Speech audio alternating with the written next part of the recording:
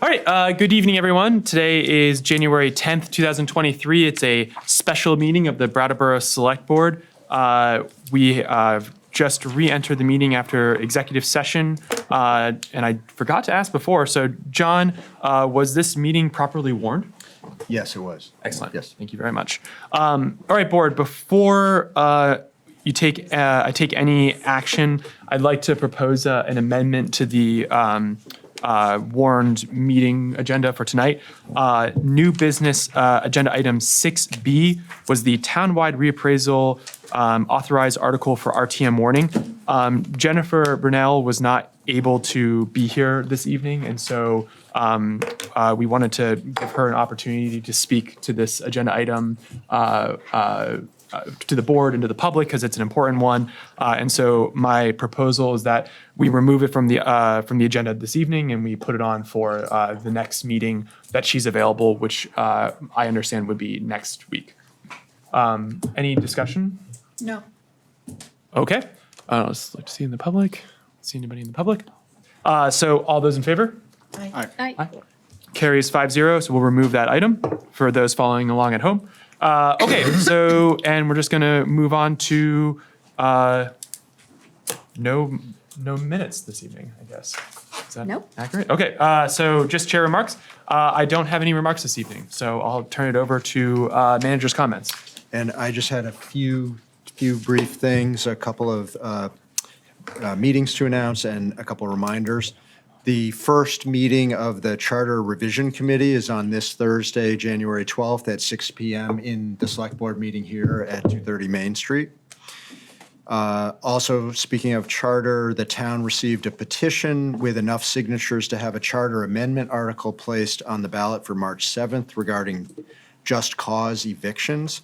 There are two public hearings scheduled regarding this article, one on Friday, February 3rd at 6:15 in the Select Board meeting room, and the other is going to be at the regular Select Board meeting on Tuesday, February 7th. The Friday, February 3rd hearing will be in person only, so if people want to speak to that item at that meeting, they come here. The two reminders are, I wanted to remind folks that 2023 dog licenses are now available and on sale in the town clerk's office. So please tend to that if you need it.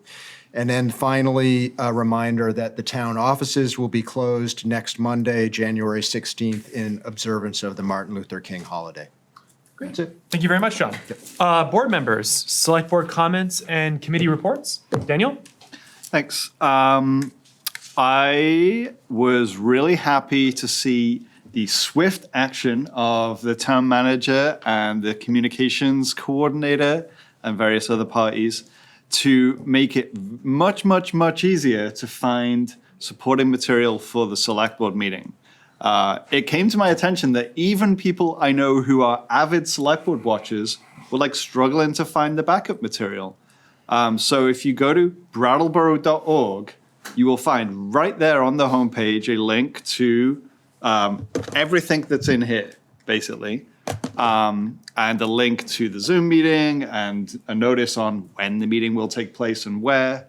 And I hope that, that is a nice temporary measure to help people access these meetings and to be able to participate more fully. We'd heard it from a few people recently, and I'm glad that we took action on it. The other thing I wanted to say, and I'm surprised that our chair did not, is that, petitions for things like running for select board or running to be an RTM member are available and need to be returned by the end of the month. January 24th, I believe. Oh, okay, I thought it was later. I'm sure someone can correct us. And I spoke with the town clerk earlier this week, I guess yesterday. It's been a long week. And she let me know that, it's not super likely that we'll have contested races for RTM members. And I think that it does a detriment to our democracy to not have choices, right? So if you're not an RTM member, that means representative town meeting, and and you are interested in the business of the town, so like if you're watching this meeting, then you're pretty interested, then you should consider running and give people choices so that we can have the best possible RTM.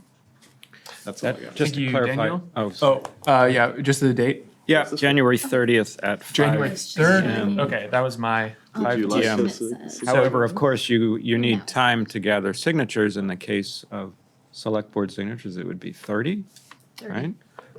In the case of RTM, 10, but from your district. So sometimes it's a challenge to make sure you have the same district people on that. Thank you very much, Tim. Jess, did you have? No, Okay. just exactly the same thing. Fair. Other comments, committee reports, board? No? Okay, we'll move on to the public participation. So this is an opportunity for people to speak to items that are not on the agenda for this evening. So I'll look to the room first. So I see Dick DeGray, gonna come on up, state your name and where you're from for the record. Dick DeGray, I think I'm still in 2, but who knows? They move the numbers around. Welcome. Yeah, thank you. Also on Martin Luther King Day, it's free parking, something the town adopted a few years ago.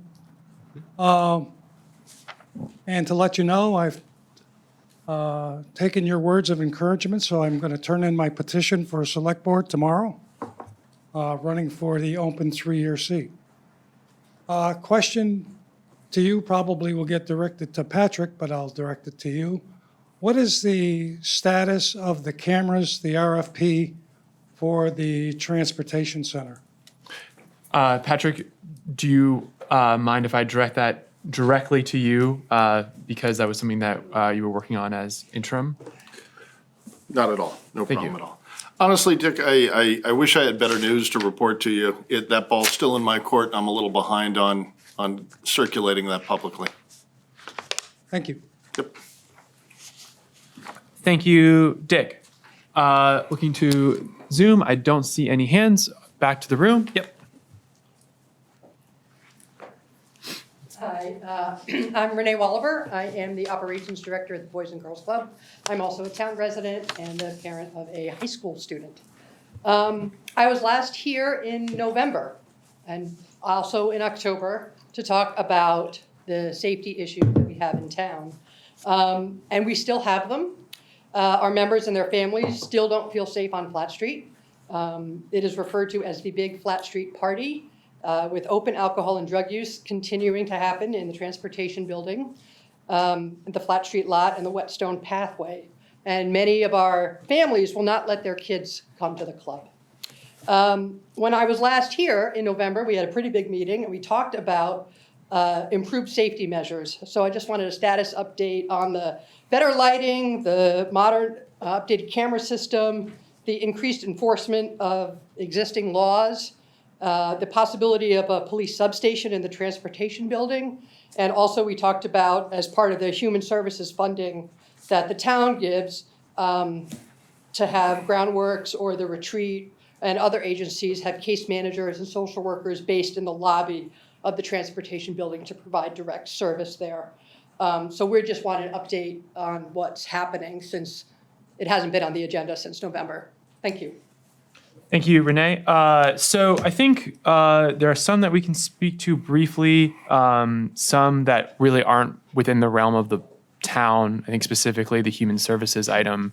And I think that we encouraged at the time for members of the public to attend the human services subcommittee meetings where they're deciding on the allocation of those funds. I think they're, or on the recommendations for allocations of the human services funds. And I'm not really sure what the status is, but they've been meeting all winter so far. As far as conditions in the transportation center, we had a pretty lengthy discussion last meeting about potential ways that we could fund improving the cleanliness of the transportation center, which we didn't make a decision on, and we're going to discuss it again next week.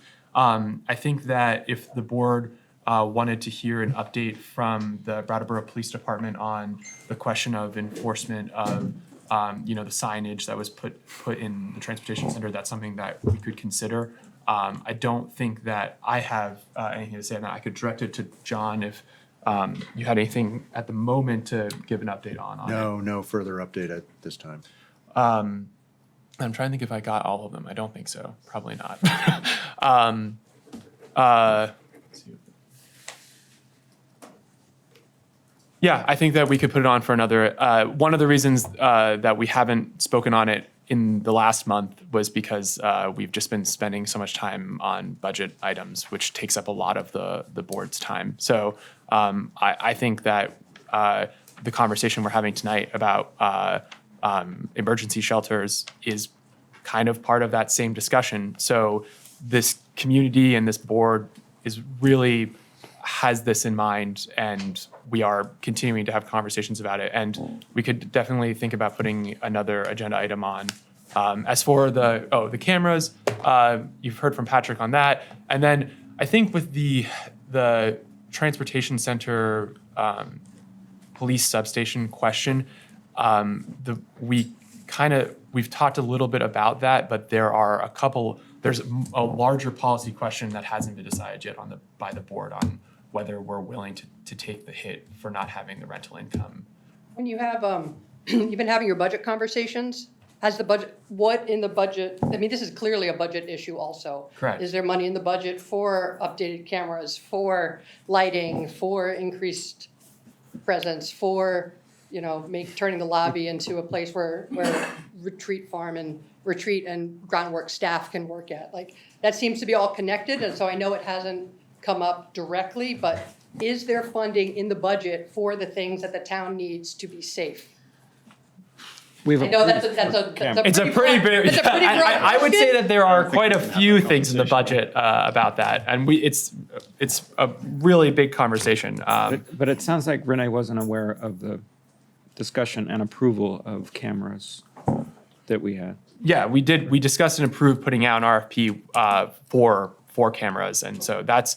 But then, yeah, I think for the other things, yeah, we talked about the Brattleboro Police Department budget. We've talked about Public Works, and then obviously we're going to talk about the Human Services budget, our RTM, and where those monies are being suggested to be allocated. And those would include the public entities and private entities that are in that list, which are like Groundworks and things like that. And my hope is that those entities are at RTM to talk about what they do. And we're certainly going to hear from someone from Groundworks tonight about their work as well. And I encourage you to stay and ask some questions also.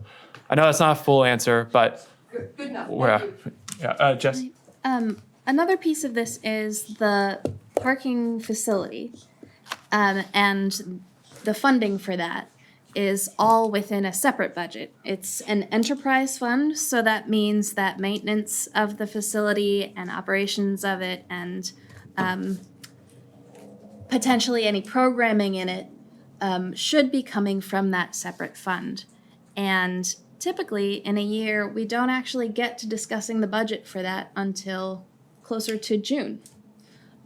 So with all of that in mind, it's something that we can encourage the new town manager to think about as he's putting together that enterprise fund budget. Thank you. Looking to Zoom, I don't see anybody on Zoom. Anyone else in the room? I don't see any hands. So in that case, we're gonna move on to new business agenda item 6A, which is the emergency housing discussion. I'm going to invite up to our presenters table Sue Graff, who is the Vermont Agency of Human Resources Field Services Director, and John Hoover, who is the Director of Operations at Groundworks Collaborative. Thank you both very much for being here. Did I get it wrong? Agency of Human Services. Oh, Human Services, not Resources. Is it Human Services or Human Services? Human Services, yeah, AHS, Agency of Human Services. Thank you. So just to give a very, and I've also invited to the meeting our Brattleboro reps, and I can't see if which ones are here right now with my small screen, but Emily. there we go. Emily and Kristen. So Emily and Tristan are here, and my hope was to bring a number of voices into this room. Yep. Molly Burke is also there. If you could pull her video up as well. Oh, There she look, is. she's No, right there it is. Oh my gosh, we're all there. We're all up in So cute. And so, yeah, we're pulling in a lot of voices tonight because this is an issue and a discussion that involves a lot of levels of government, and from the community all the way up to Montpelier. And so, just to before I just give it over to Sue and John, I just wanted to sort of lay the framework here. We had some discussion at the last meeting about some experiences that a board member and then also community members have had about the question of emergency sheltering and the availability of emergency shelter in Brattleboro and in Windham County. And so what I wanted to provide for this conversation is some understanding of what the situation is right now, what the resources are and what the structure of the systems are that are in place currently, and then to hear what, if any, additional roles the municipal government of Brattleboro could play, and if there are other municipalities in the state who play roles in this kind of structure, what do those look like, and what could Brattleboro potentially do in the future? So I'm hoping for a productive and good conversation, and I'm going to really encourage people to try to keep their comments brief when we're talking about this, so everybody has an opportunity to speak, and we can keep the meeting moving forward. So with that, Sue, thank you so much for being here, and I'm going to hand it over to you first. Thank you. Thanks for the invitation. I'm Sue Graff. I'm also a resident of Brattleboro. I've lived here for 17 years, and I've been in my position as the Field Services Director with the agency for about 5 years, 4.5 years, and previously was in nonprofit work. So very familiar with the town and its support services and human service needs. So the Agency of Human Services, the Department of Children and Families Economic Services Division, runs the General Assistance Emergency Housing Program. So that's a mechanism to shelter people. And in a typical winter, non-COVID related winter, through adverse weather condition, which is an open eligibility for emergency shelter, we would typically shelter about 300 people on a busy night. Currently, we are sheltering 2,000 people statewide. Because of the pandemic. And so that's the reality of where we are in terms of our emergency sheltering system. So in adverse weather condition, which we are in now, which has been established as a seasonal condition. So through March 15th, there's more open eligibility for that emergency shelter. And that sheltering happens predominantly in hotel and motels that agree to accept state vouchers. People can access that by calling the Economic Services Benefits line. It's 800-479-6151, extension 8, or visit our state office. Any of our state offices, we're right next door at 232 Main. Economic Services is on the second floor. But as you can imagine, with 2,000 people already in the hotel system through the pandemic, our hotel capacity is enormously limited. So currently we do daily updates of anticipated hotel capacity. Currently, out of the 12 AHS districts there are in the state, 5 have limited availability, extremely limited availability for hotels. Every other district has no hotel rooms. So every day and really hour by hour, that number shifts and changes. So what we're trying to do, and what we always are trying to do, obviously, is help people and access what they need. We are a shelter-first state as well. So John and his organization, Groundworks, run an seasonal overflow shelter. They run a year-round shelter. They run a day program. So we have enormous resource in our community, and even that isn't enough because of the conditions that we're in. And so I'm certainly not here to ask Groundworks to do more than they already do, and they're not alone in doing what they do. So there are many, many partners around the community and around the state that serve and support homeless individuals and families. So we're working on this issue all the time. And so we're in a constant state of trying to expand our hotel capacity. Are there additional hotels and motels that will accept state vouchers? We have been in a position which is unprecedented to place people outside of district. So I think that came up maybe last time. Yeah. That if there's not a hotel room in the Brattleboro district, people, if there's an available room, are offered that room. We understand that some people can't get there, and we don't offer transportation. There had been a statewide RFP to offer transportation, and again, we haven't found a transportation provider to do that. So that complicates the issue. Transportation's never been offered as part of the GA program, so that was something that we tried to do given the numbers and knowing that we needed to place people out of district. So that's sort of the scope of the issue. Here in Brattleboro, we have upwards of 200 people, plus or minus, in the transitional housing program, so in the hotel program already. And we have reports that there are maybe 10 or 15 folks that have been offered hotel rooms that out of district that couldn't get there because they didn't have transportation. So we're tracking that. We don't keep a wait list because we can't keep up with the ever evolving, hotel capacity minute to minute. But we do encourage people to, contact us every day. If there's an available, space in a hotel, we work to do that. So that adverse weather condition will continue through the middle of March. The transitional housing program, where most of these folks are receiving extended stays, frankly, in this program through federal ERAP funding, is set to sunset essentially at the end of March. So that exacerbates this issue because we're working very hard to help those folks establish a more permanent solution. So they're in emergency temporary shelter. We want everybody to have a longer term sustainable solution.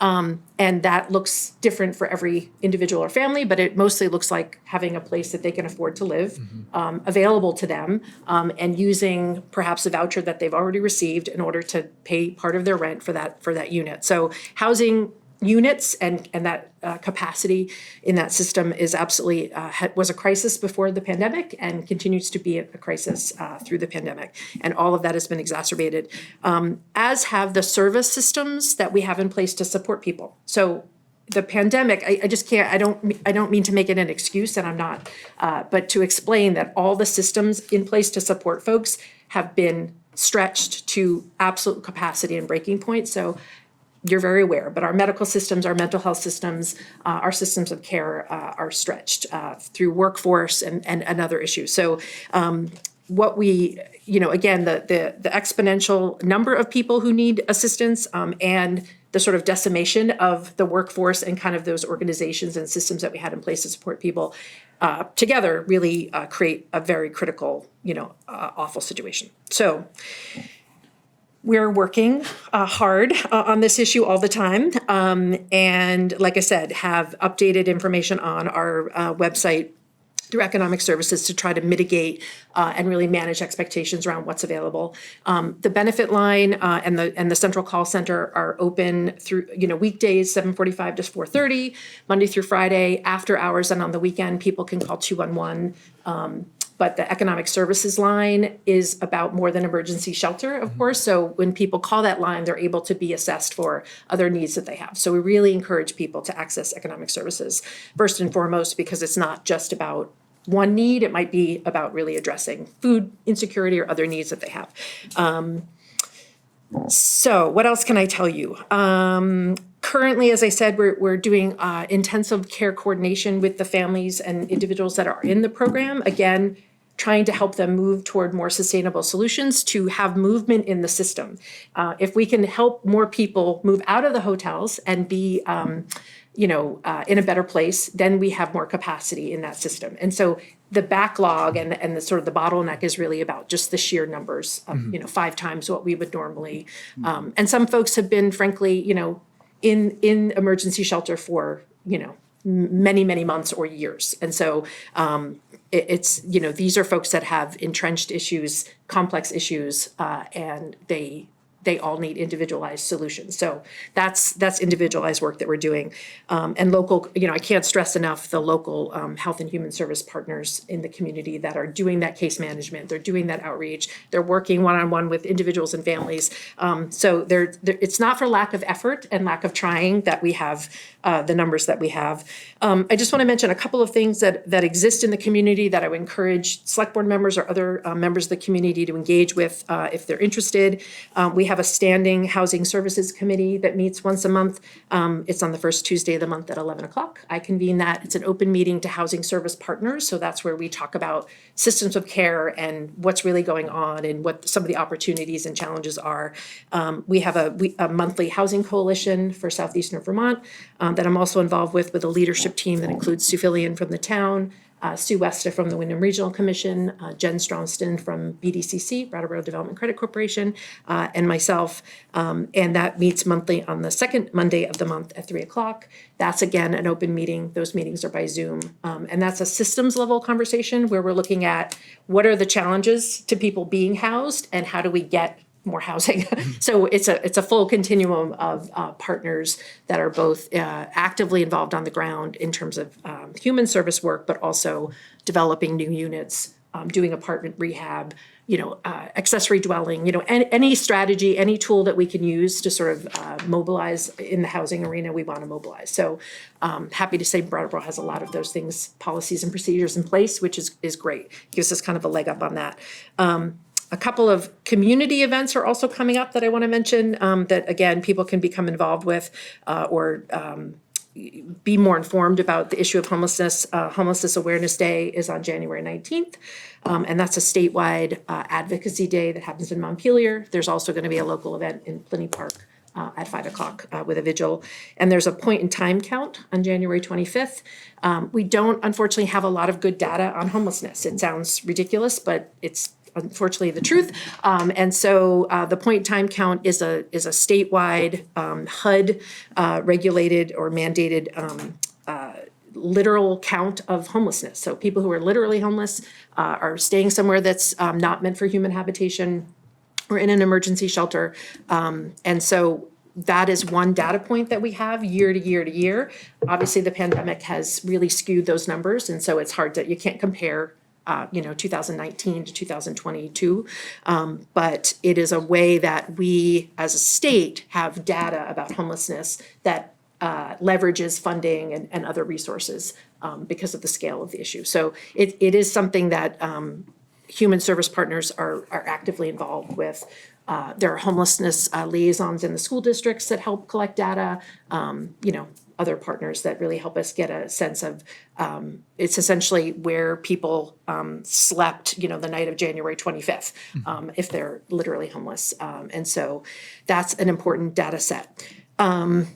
So there's a lot happening in this space and there's a lot that we're doing and it's not enough. And that is really hard. And so I just want to leave you with some ideas around the town, what you might be able to, and you're already involved, so thank you, first and foremost, for what you're already doing. But certainly the use of the town's resources, and that's everything from space, are there buildings, are there town-owned properties that could be leveraged around this issue?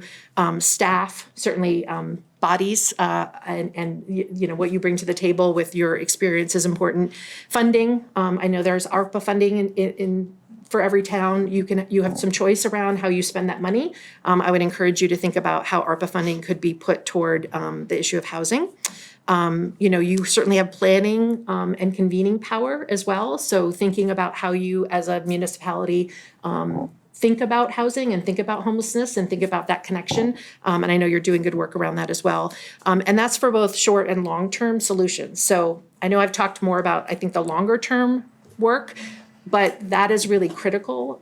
We certainly want to get out of a position where we're building or creating more and more short-term or temporary shelters, because that doesn't get people to sustainable housing, but it keeps them warm and keeps them safe. And that's absolutely critical. But there's always a balance of the energy and the time and the commitment and the funding and the sort of resources it takes to do the work. And so certainly if the town wants to partner or lead a conversation with either the Housing Coalition or interested community members around how we could create additional sheltering capacity in the community, given Groundworks capacity, which you'll hear about in a minute, we welcome that, and I encourage you to do that. And there are lots of folks that have some content expertise around what it takes to do that work successfully and well. So I would encourage you to think about that. But certainly it dovetails. I know there was some conversation about Flat Street and the transportation center and sort of the conflux of a lot of issues in the community, and I think they're connected. And we certainly, it feels like there could be some solutions that are created that really look at the resources of the town and where some of the nexus of these issues are happening, and really center on that. There's a lot of great resource. Housingdata.org has a great housing ready toolkit. I know Sue's Affiliate's very familiar with that. A lot of information specifically for municipalities. How do you create kind of housing ready communities? There is some seasonal shelter funding that's available through the Office of Economic Opportunity, which is another part of the Department for Children and Families. So certainly if there was energy and collective coordination around additional shelter capacity, there's potentially some funding through my agency for that. And then again, connected to an earlier conversation, I would encourage, or at least consideration of either funding, hiring, or looking at what do outreach services look like? What does social work service look like? What does case management services look like for people in the town, connected perhaps, to the town as an employee rather than a human service organization? That's been a model that's been used in the past. It may be something that, and I don't know, and it doesn't matter the hows and whys of it coming and going, but I think there may be a case to be made for that type of role for a town employee to take. So that's something to consider as well, as what could the town provide in terms of staffing for those types of roles. So that's my 5 minutes or less, or 8 minutes or 12 minutes of. No, As long as it needs to. So, no, it's excellent. Thank you very much for that. Board, I think if you're okay, if we can continue with sort of hearing from John, and then I actually, now that's already come up, I think I would like to hear from the reps, whichever one wants to speak on it, just about where they see the hotel motel program, the end date, if it's going to be extended or not, and what they think is going to happen there. So I see the eyebrows. So we'll see. But first over to. Is it possible to ask one clarifying question? I'm going to wait on that and just hold on to it. I know I've got questions too, but I want to just let the rest of the presenters go. Thank you. Thank you very much. Thank you, Sue. Good evening.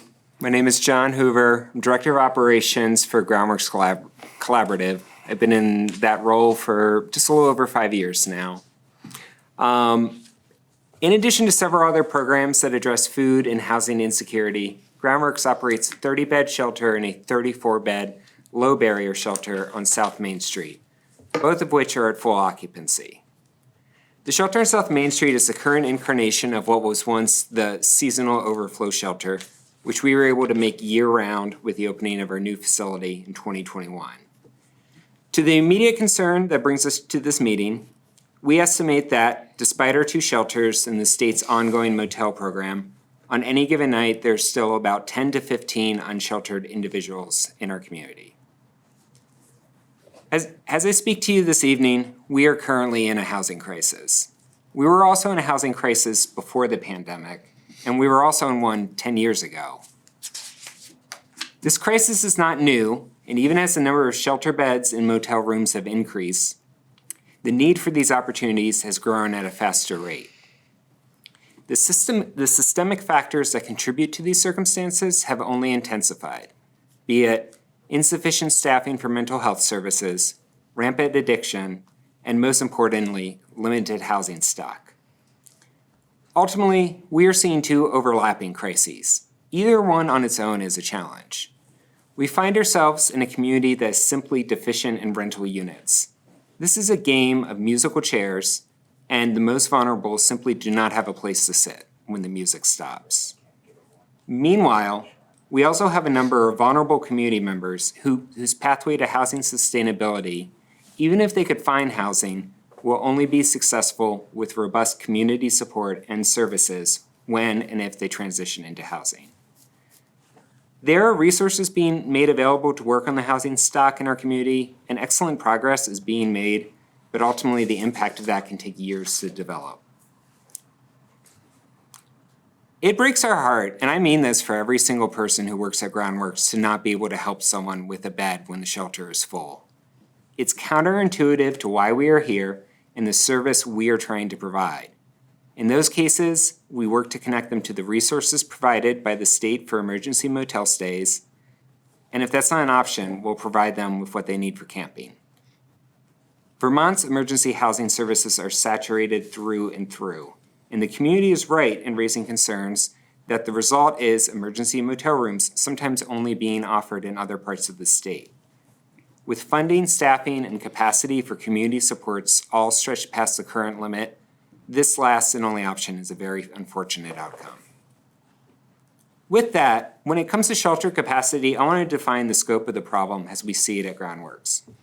While space is a issue, to us it's not the issue. If all we needed was additional space to open a third shelter, we would have reached out to the town months, if not years ago, to support us in that. To us, it's a services issue, and I say services, not just staffing. As one of the last safety nets in our community, we take seriously our mandate to make our shelter at South Main Street as accessible as possible. It's a low barrier shelter, and what this looks like is some of the people staying with us regularly struggle to take care of themselves in basic ways. Many have complex mental health issues that present challenges to navigating the dynamics of a shared living environment, like a congregate shelter, and need consistent staff assistance. Others have significant physical health issues that need monitoring and support.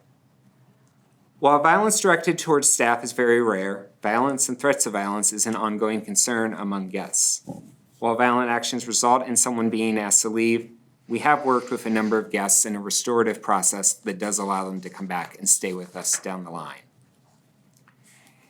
The staff in our shelter are called to often work with an inpatient complexity of issues in a non-clinical setting 24 hours a day and 365 days a year. And all this, and the best starting wages we can afford, given the funding we have, is $18 an hour.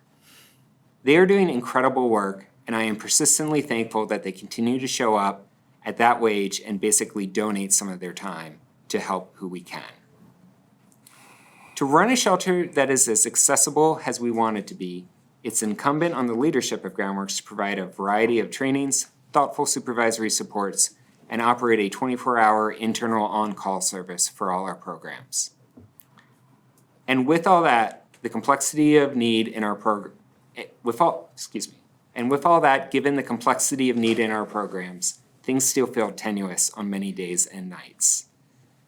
So, coming back to the problem as we see it, yes, space is an issue. Could we have a few more people sleep on the floor at our shelter? Perhaps. Is there space to open up an additional shelter in town? Probably. But ultimately, an immense amount of human resources are needed to safely run a shelter that is serving the complexity of need in our community. Speaking to one of the stories shared at last week's meeting, someone walking the streets all night to stay warm is what the tip of the iceberg looks like. Stack up layer after layer of a housing crisis, a mental health crisis, poverty, workforce issues, and substance use, and this is the ugly, inhumane, and tragic summit. It's when you read the article in the Reformer some morning reporting that someone froze to death unsheltered. It's when all those things that most of us don't want to and don't have to look at crystallizes in a tragic and preventable death. All this, and I haven't even mentioned the likely possibility that the legislature will not be able to provide new funding to extend the motel program past the spring. If you think what is happening now is bad, think about what will happen next spring and summer when up to 150 additional homeless households find themselves without a room to stay in. It literally keeps me up at night. Groundworks comes to you this evening pulled between two callings in tension. We are called to meet our guests and our community where it is at and help as many as we can who have basic needs such as shelter. We also strive to, in this mission, render services in a manner that has integrity, quality, and safety infused to the core. Operated in a way that is welcoming to our guests and sustainable for our staff. Reconciling these two objectives is challenging, but not necessarily insurmountable. I am honored to be part of a compassionate, caring, and supportive community. If a community-driven and collaborative effort to provide additional shelter is forming, Groundworks is prepared to do whatever we can with others to support that. This community has a superlative track record in doing things just like this.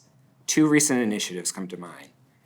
We rose to the challenge of bringing refugees out of war and strife to a place not just of safety, but a new home. Collaboration across a number of sectors and robust volunteer engagement made that happen. And the second example is that you all, this community, gave us, Groundworks, a new home.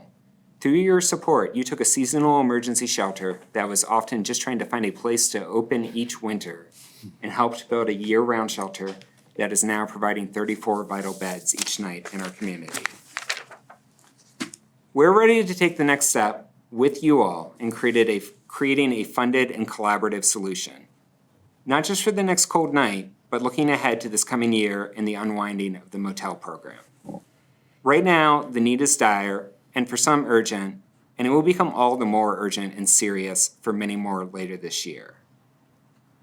While I have great concern, I am also hopeful, as I trust in you all.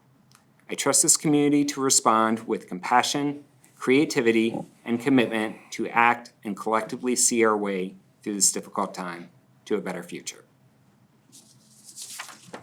Thank you. Thank you. Thank you very much, John. All right, Reps, you want to follow that? Hi, everyone.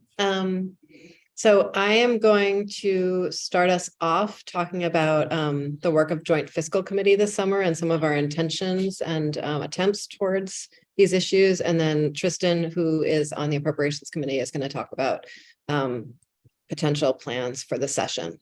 Really glad to be here with all of you. Again, we are a week into the legislative session, and so unfortunately do not have all of the answers I would like to offer, but want to just start by saying that this is an issue that keeps me up at night too, and I'm really grateful for the incredible partners that we have in Sue at the Agency of Human Services, and John and the whole team at Groundworks, and a select board who cares so much and has been really focused on this issue. As John also said, we had a housing crisis before the pandemic. And one of the things that was really incredible about the pandemic is that we were able to find funding to ensure that everyone had a safe place to sleep at night. And we prioritized that. And I think many of us in the legislature last session, which wrapped up in May, thought that this was something that we could retain, that we sort of solved a problem and we could not backtrack from there. And we invested a lot of money in both building permanent housing and in this temporary motel program. When we wrapped up our work in May, the intent was for the funding for the motel program, the full scale of the motel program, to last until the legislative, the new biennium started, and we had time to really deliberate and pass a new budget that would be much more strategically looking at all of the different sort of phases and qualities of housing that we might need. Because we don't have a comprehensive housing plan statewide at this point, or a comprehensive plan to end homelessness that is sort of current to the particular phase in the pandemic that we find ourselves in. So this summer on the Joint Fiscal Committee, we, which I sit on, which is the legislative committee that is tasked to essentially handle fiscal issues that happen in between legislative sessions, but has a fairly limited ability to make lasting decisions. The administration brought the information to us that the money had been spent much more quickly than anyone anticipated, which I think on some level points to an increased need. And also there was sort of some concern that it wasn't being spent fast enough. And so it was sort of spent faster in certain categories and other categories. To get back out of the weeds for a second, I think me and all of my colleagues were incredibly concerned that this meant that a program that we had thought would last until we had time to be thinking and planning strategically in partnership with the administration would needed to react much more quickly, and that the program was going to ramp down in a way that would result in some of the really negative outcomes that we're seeing right now. So the Joint Fiscal Committee spent quite a bit of time negotiating with the administration to see if more money could be found in the interim. We are not allowed to move money around as a Joint Fiscal Committee. We can really just encourage the administration to make those decisions. And so what we were able to negotiate before the legislative session started was that the motel program would be extended for certain populations and ramped down much more slowly than was previously anticipated. This isn't enough. it's not even close to enough. And I think we're seeing all the reasons it's not enough as the housing challenges have gotten worse, not better. I would also like to say, and Tristan shared with me some statistics about the amount of affordable housing there are in Brattleboro compared to our surrounding communities, that, as was said yesterday in the Brattleboro Housing Coalition meeting that met yesterday afternoon, this is not just a Brattleboro problem, and I hope that Brattleboro's interest in it as a municipality can serve as a way of collaborating deeply and bring other municipalities into this conversation to solve these challenges, and to ensure that all Vermonters, especially all folks in Windham County, have a safe place to sleep at night. But this is not a problem that can be solved on the municipal level. And we know that some of the reasons that we have so much affordable housing in Brattleboro is because of the incredible work that our planning department has done to update our planning and zoning regs that perhaps has not happened in other towns in the county, and that we are looking towards legislative action to jumpstart, and that we don't have sufficient wastewater capacity in other towns in our county. And that is something that we are also looking to invest in more deeply as a state. What we left the joint fiscal process with and are turning to the regular appropriations process with is a conversation around, as Sue said, we don't want to put all of our eggs in the emergency housing basket, because it is not really good for anyone to be living in emergency housing. It's worse to be living on the street when it's cold out. But emergency housing, especially the kinds of beds in church basements, are really not a place to build a stable life from or a safe life from. And I know so many people have volunteered at the seasonal shelter when it was in the church basement. I helped organize those volunteers for a while. And so I understand both what a significant ask that is staffing wise, and how much our community has to give, and how it's not really a solution that we would prefer to fall back on.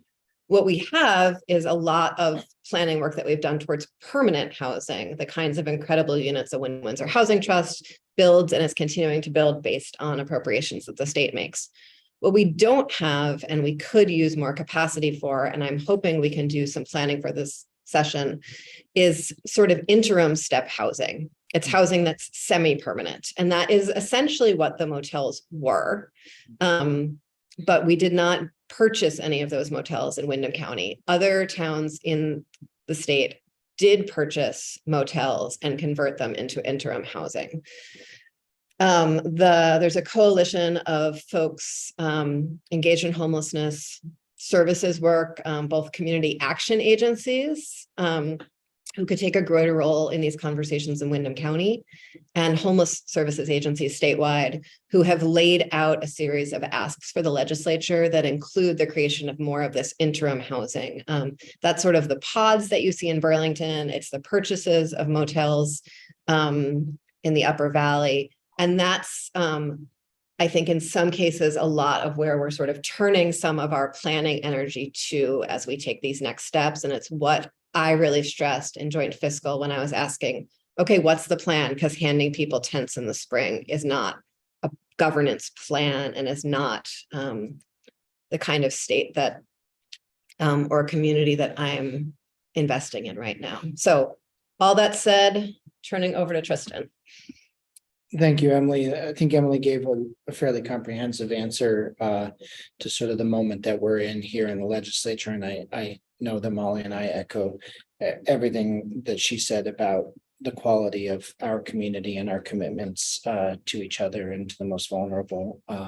It's really extraordinary. One thing you learn being up here is how extraordinary our community is. Mm-hmm. And while they like to razz us about things like our unique town meeting, there's so many other ways that that we excel. And I'm so proud of us and all of our commitment to help each other. Right now, we're in day 4 or 5. We're reforming as a body, and committees are new, and we're sort of getting our feet wet, if you will. The administration is into the Appropriations Committee has released the budget adjustment, which is the annual sort of midway point redoing of minor tweaks to the budget where we've learned things. One area that may be a potential leverage point in the budget adjustment is the additional money being requested for the Vermont Housing Improvement Program, which is a grant program designed to help bring apartments, accessory dwelling units online faster. That is part of that systemic solution, is to address the totality of housing needs. I loved a lot of the sort of interim steps that Emily was mentioning, and they're not currently in the budget adjustment, and where we're contemplating that mid-cycle in the budget process adjustments. But the governor's budget will drop on January 20th. We'll have a sense of what policy and fiscal ideas they have for how to address this crisis. And I think then the rest of the House and the Senate and the committees of jurisdiction will start to look at how do those proposed solutions address this cliff that we're all heading towards. And I think we are acutely aware in the legislature that that's an intolerable situation, and also acutely aware of where our limits are. And so I'm very hopeful that we'll come up with some creative solutions that will ameliorate some of the potential harm of what we're facing, and that we'll also be able to make some strategic, systemic changes in housing and other programs to address these ongoing concerns.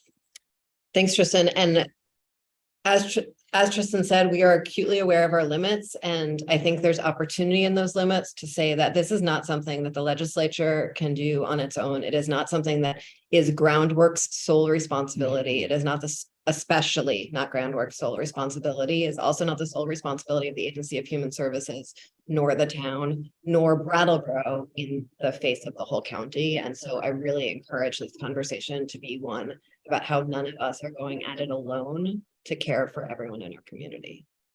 And I would just like to add that there's a couple of bills floating around having to do with zoning changes and making it easier to do infill housing, et cetera, things like that. Those are certainly not immediate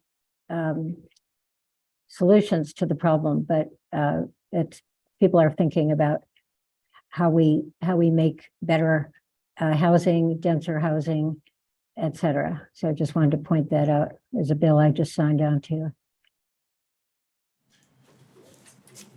Excellent. Thank you very much to our reps for being here. I know that you're very busy, and if you can stay on for a bit, if we've got questions, I certainly have at least one for you all.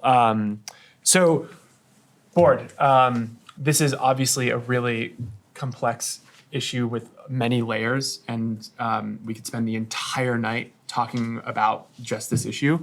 But I think that we can start with talking about basically the two emergencies. One, the very immediate one of emergency housing and availability, and the stress on the fact that the hotel program doesn't allow for the emergency placement that usually occurs.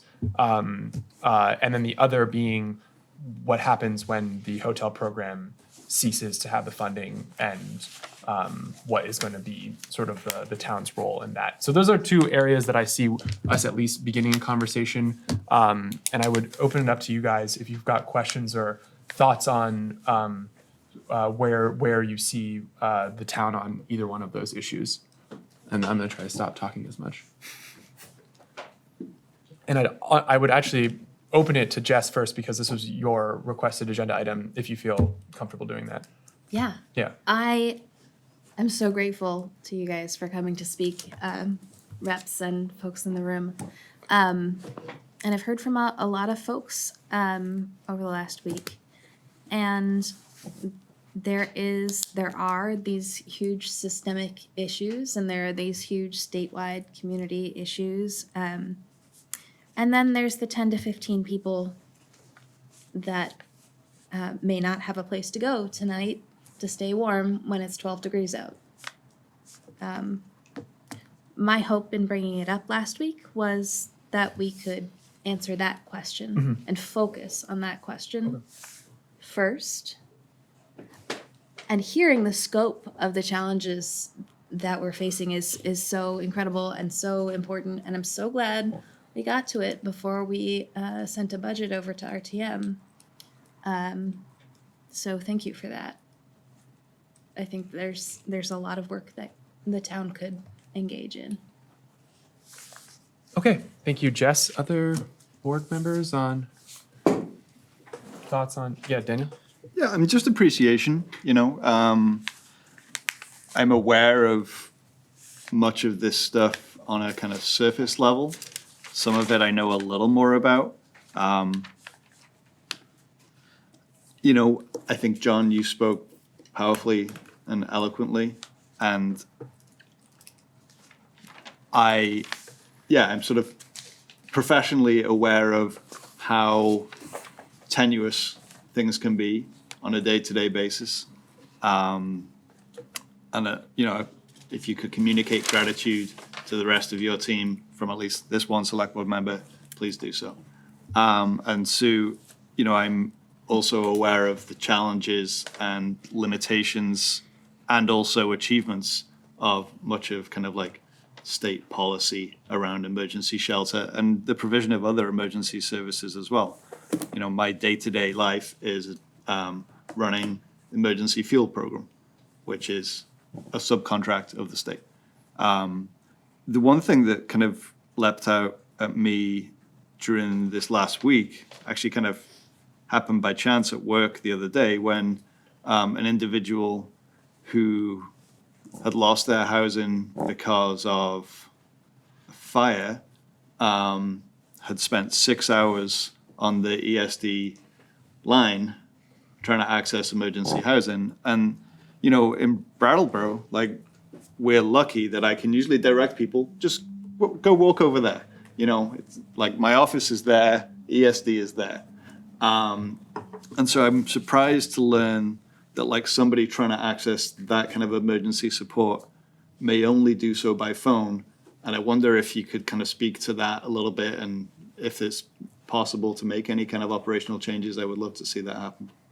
Sure, just for clarity, people don't have to only call for emergency housing. They can go to the state office buildings. Okay. There is a GA, General Assistance Emergency Housing Unit, that is centralized, so we have a call center. So we're trying, because of the scale of the issue, that was a strategic choice to have a trained call center staff to handle those phone calls, and our local ESD folks, because emergency housing isn't only what they do. They do so much more that just to handle the volume of intake, and that eligibility process is lengthy and by design to really understand people's circumstance. And so to free up their time to do other work, that was a decision that got made. But anyone can walk into a state office building, go to economic services during our office hours and go through that process in person with a worker. So if that person had walked into the local ESD office, they would have had that conversation with the person in front of them, or they would have had a conversation on the phone?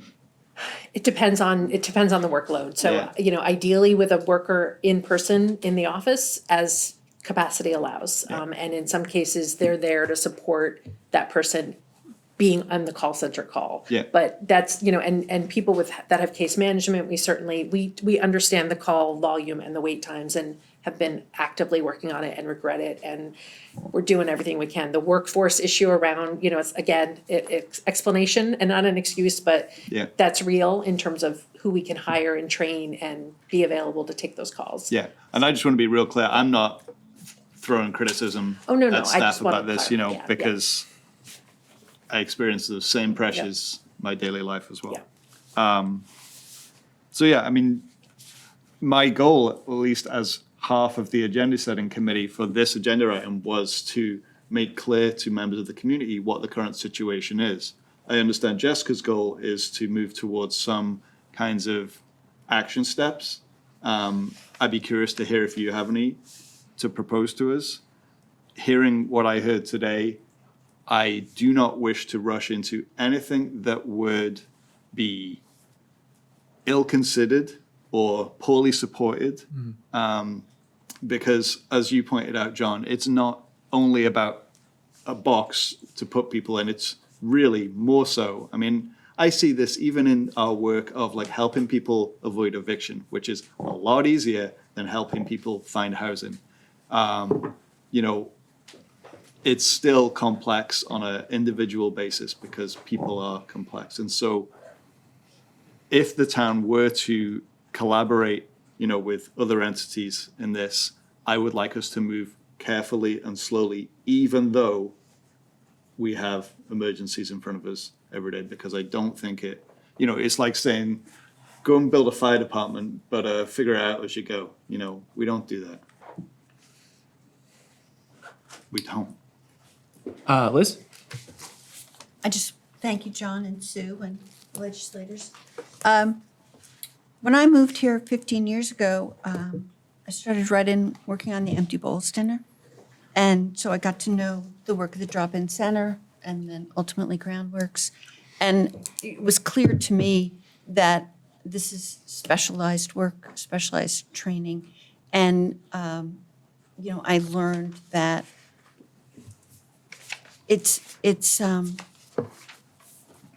you know, the warming shelter was one thing, and then the work to create the groundworks that exist now was another.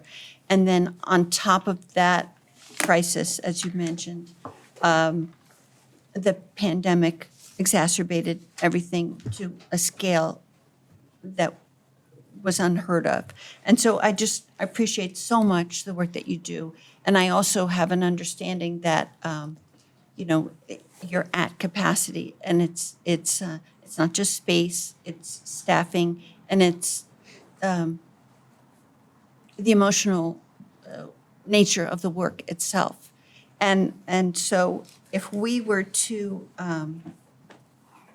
you know, have a next step, and of course, you know, we all take this very seriously, you know, first, we need to know the scale of the problem, and if we're seeing that on an emergency basis, we have 10 to 15 people a night, you know, that's a place to start. But what we need is easy to say and very hard to do. And so if we were to say, you know, we need an entity to spearhead this work. I feel very strongly that this would be some sort of nonprofit that the town would support. It wouldn't be a town effort. And I also feel very strongly that, you know, what Groundworks is and how Brattleboro supports them is really a regional effort. And everyone looks to Brattleboro, and we always do such a tremendous job. And, you know, I mean, I know that my friends and I have made meals for Groundworks. And, you know, there's people in town who do tremendous work every day or, you know, when they can to support the work of Groundworks and to provide food for the people in the motels and to support all the different partners that Sue discussed. This is hard work, and this is really a monumental effort. So what we're embarking at now really is the tip of the iceberg. But I really feel strongly that what Emily said was so true, that we in Brattleboro need to throw down the gauntlet to the other communities in Windham County and say, you know, join us on both ends.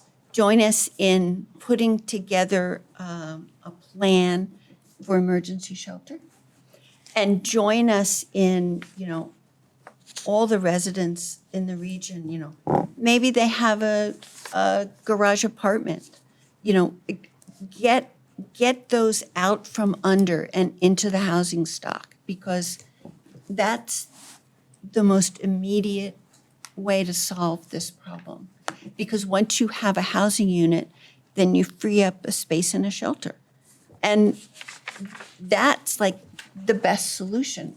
But that's something that every resident in all the towns in Windham County have to look towards to see, maybe I can rehab a unit. Maybe I can talk to, the town housing office, the town planner about how I get the rehab money, because with just a little effort, I can create a housing unit. Like, that's what needs to be done to the scale of the crisis that we have. And all the good-meaning people need to understand that that's what needs to be done. There's housing units and there's emergency shelter, and there's only so much that a town can do. And it's something that the townspeople need to recognize as the crisis themselves and work on with us. Thank you, Liz. Tim, anything? I guess everybody's saying something, so I should say something. Up to you.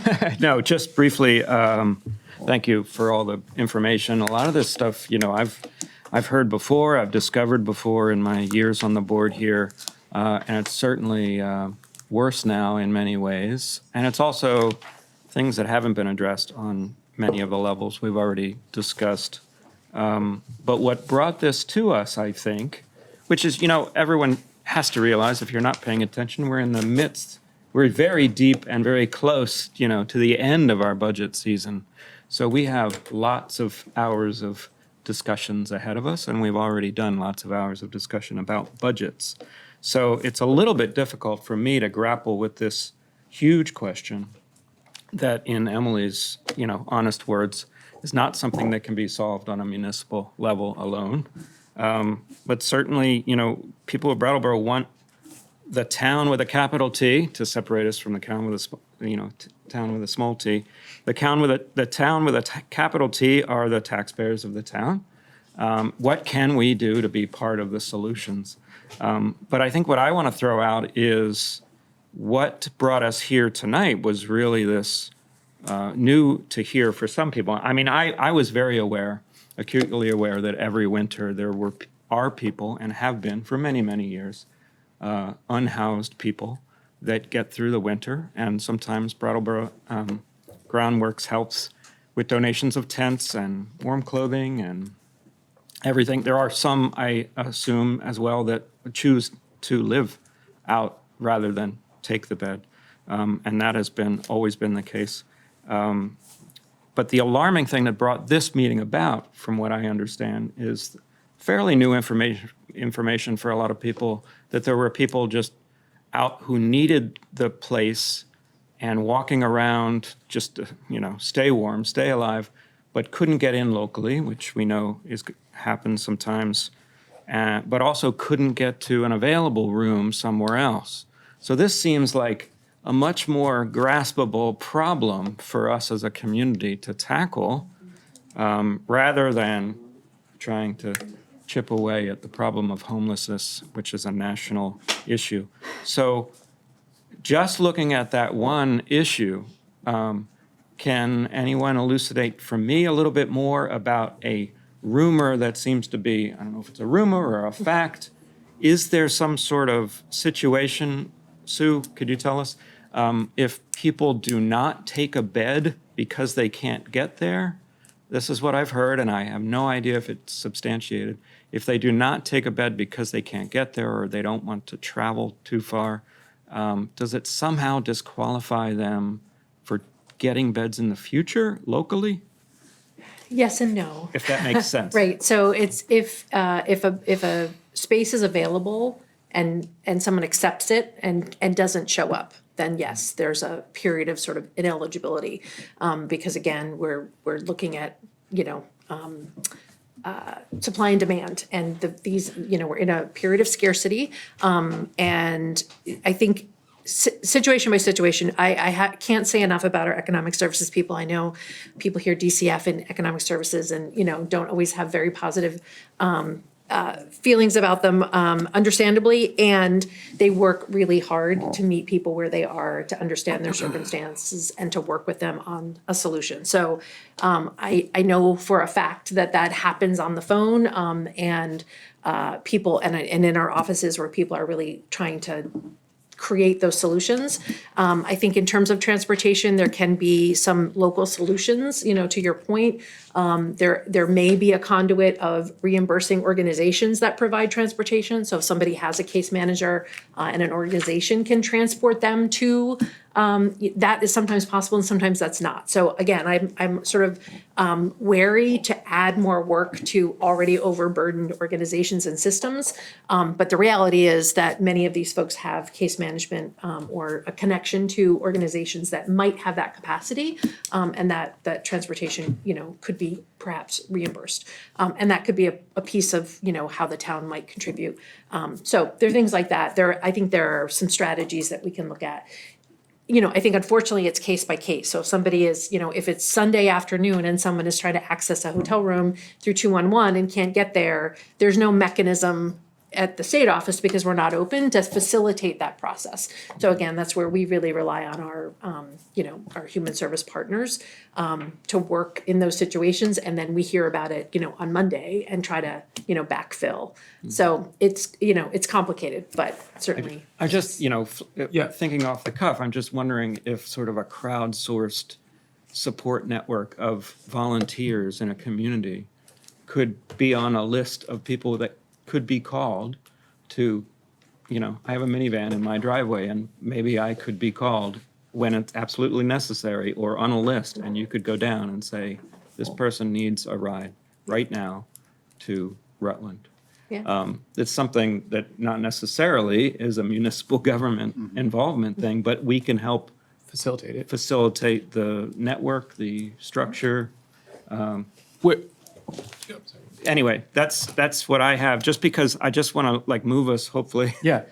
Being a former chair, I know moving to concrete steps is what people need and what we need to move on to our next agenda item. But what can we do to solve the real problem that is solvable soon, hopefully? Yeah. That's where I'd like to move. And I think it just gets me to my one question I had for you, Sue, which is just, so when the General Assistance Program doesn't have an emergency shelter for someone in Brattleboro District, if there was transportation for them, would there be an emergency shelter available for them in another district in Vermont? Are there times when there are just none available whatsoever, or is it usually an issue of that they're available, but they're just not local? Yes and no. Again, day to day. So like I said, currently they're out of the 12 districts. I think there's 5 districts that have extremely limited hotel capacity, which means 0 to 5 rooms. Yeah. So that's a point in time kind of.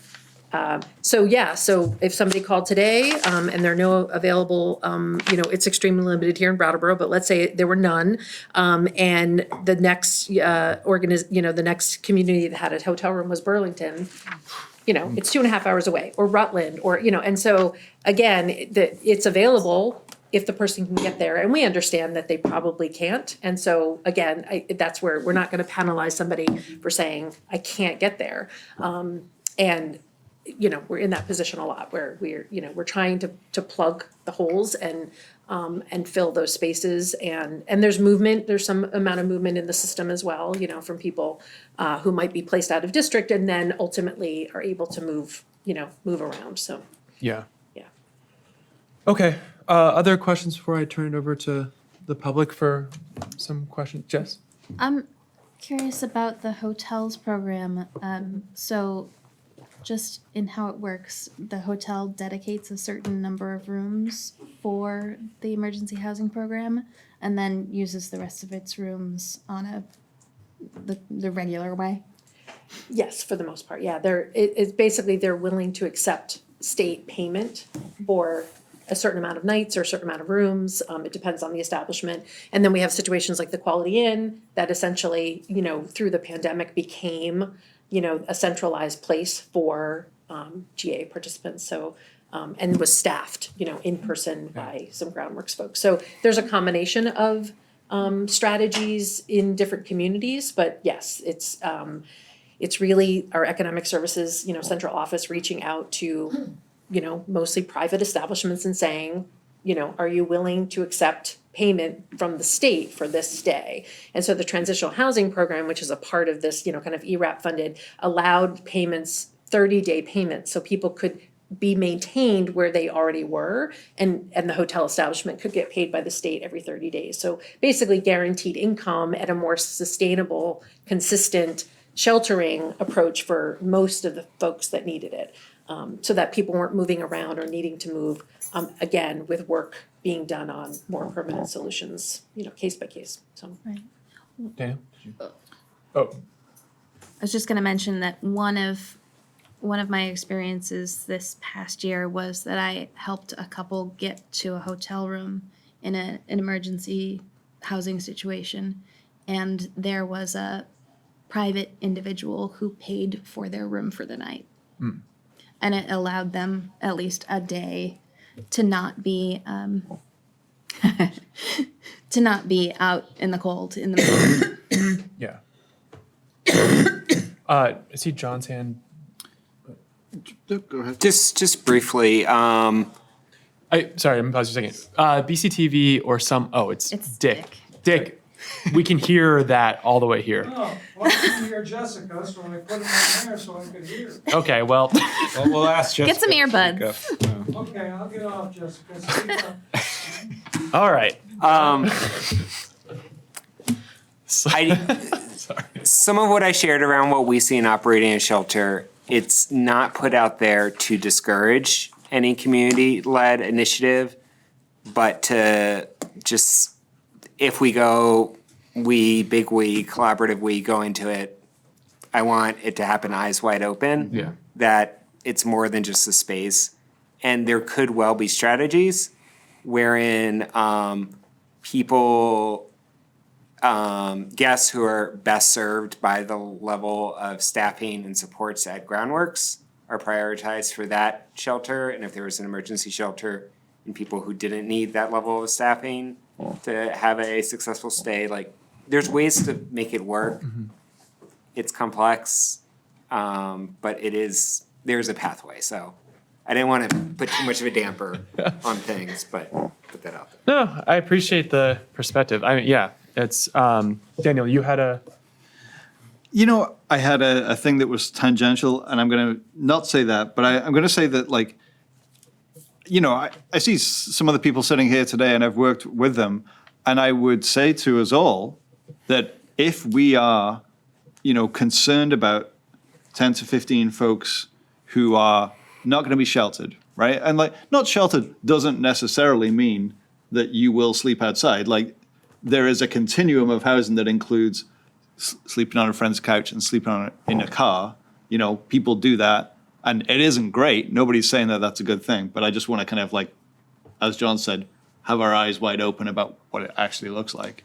And I would say that, if there are 10 to 15 to 20 people in the community that want to offer rides to people to get to emergency shelters, great. Great. Then the question is how to coordinate that and who should coordinate that. And, I don't think that the Brattleboro Selectboard will coordinate it. I would be surprised if the town of Brattleboro would coordinate it unless it was through dispatch, because mostly we're a sort of organization that closes at 5 o'clock, apart from the library and the rec and parks and the fire department and the police and DPW. But aside from that, I mean, from a kind of administrative kind of point of view, and dispatch is busy with their work. I would not put this on dispatch. So I really think that the community is most well-placed to do this themselves, as they did with providing meals for folks in emergency shelter. And so I'm glad we're having this conversation, but I want to put it back on the community now and say, what do you want to do?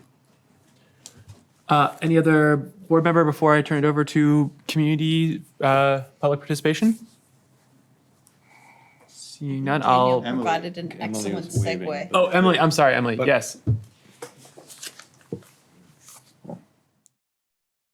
Hi, I just want to say one, thank you for having us all here.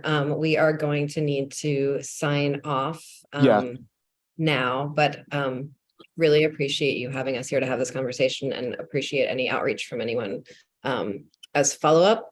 I'd also like to encourage folks who are engaged in this issues to join any of the meetings that Sue mentioned early in her presentation, so you can be part of sort of ongoing planning and conversations around this. And not to smush anyone's aspirations, but I really just encourage us to be very strategic in how we're thinking about these issues. I was the volunteer organizer for the meals at the seasonal shelter, and it took an enormous amount of time and energy to do that, and times were less complex than they are now. And you know, folks who don't have housing here in Brattleboro have a lot of reasons they wouldn't want to go to a motel in Burlington. They have families here, and lives here, and support systems here. And so I'm like speaking as a former human services provider, not, or maybe as a current human service provider, but not as a legislator here. Like there, you know, people don't have housing, have kids in school that need to get to school here in the morning. And so there's a lot of reasons that someone wouldn't want to travel even if there was a ride available to them. So I guess as we're jumping to solutions, I just want to hope that we all jump to solutions that are meeting the needs of the people who are have needs to meet, rather than what feels useful to us in this particular moment. And thank you very much again for having us all here. Sorry to end with a sermon. Take care. Much appreciated. Thank you all very much for being here and for all of your work for the town of Brattleboro and its community members. Okay, so I'll open it up to the people in the room first, because I've seen some hands. So if you want to come up to the mic and say your name. Yep. I have one clarifying question. So first, if you want to just say your name and where you're from for the record, Nancy and speak Browse. right into the mic. Nancy Browse. I'm living in West Brattleboro at this moment. So first of all, my exposure to this issue is because my back door of my store lands on Harmony parking lot, and I have a lot of encounters with people in the parking lot. So I don't know the other homeless people. It's just the parking lot people that I know. And the rumor with them is that if you turn down a room, you can't call for 3 months. I don't know if that's true or not, but I'm just telling you that I've heard that from 3 different people in the parking lot, that they're afraid to call because they say if they get a room offer and they can't get there, they will be not able to phone again for 3 months. I don't know if it's true or not, but I'm just telling you what I hear from people who are affected by this, who do, you know, who need that right information. So if that information is wrong, they need to know it, but that's the information they have right now. Not whether you accept it, but just whether you're given an offer that you can't call back for 3 months. Somebody else said 1 month. I mean, there's a lot of rumors flying around. So people do need to be given the truth. I don't know how they find it out, but that is one thing. I don't know what the truth is, but that's what I'm being told. Number 2 thing is just, I was told, I don't know if it's true, but there's also another thing. Interfaith Alliance has volunteers that want to help with the homeless issue. True or not true? I was told that by 2 different people. Again, I don't know if that's true. So, and the third thing is, I just want to say basically emphasize kind of what Tim and Jessica said. The long-term problem is huge, but we still do not want to be the place where someone freezes to death. That is not something it's not something I want in my community, to believe that someone has said to me in the parking lot at 6 o'clock, I don't have a place to go. And I might give them $20, but that's not going to get them a place to go. And I do not want to know that person froze to death tomorrow. I just don't. It's a terrible, terrible thing to think about. And I think we have to come up with a short-term program that is not the ideal thing that John, what you talked about was ideal and great, but that's not going to help prevent deaths from freezing. So I think we have to either come up with a short-term program where we have people that offer rides on a list who are a centralized list somewhere, or we come up with a space, whether it's the bottom of the parking garage, which I know is in really bad disrepair, but I believe has heat. And so a space like that or a church, I think that we need to do that. And I know it needs staffing, but we have that ARPA money. And I don't believe that we couldn't find a staff person or a couple of staff people that would be able to work in emergency shelter for 2 months if they were paid. That's all. Thank you, Nancy. Okay, we're going to move on to Zoom. I see Kurt.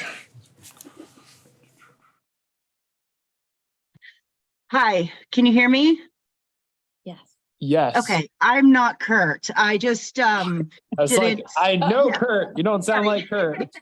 Yes, I'm just using his computer. You can call me Cade though. So I am actually homeless and I am staying with the BCS, Brattleboro Common Sense, in an RV right now. The Brattleboro Common Sense has started a program and they have 3 RVs in the backyard in Brattleboro, and homeless people can stay there. Yes, there's a little bit of issues here and there, but over time, you know, those small little issues like where to go to the bathroom, things like that, are slowly going to get fixed, you know, with funding or, you know, plumbing, something, I don't know.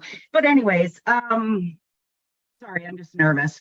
I'm homeless not due to drugs or alcohol. I am homeless due to a domestic violence situation. And a lot of people believe that there are, you know, homeless out there because of drugs and alcohol, which there are. Others believe that it's all they want to be out there, or that it's, you know, mental.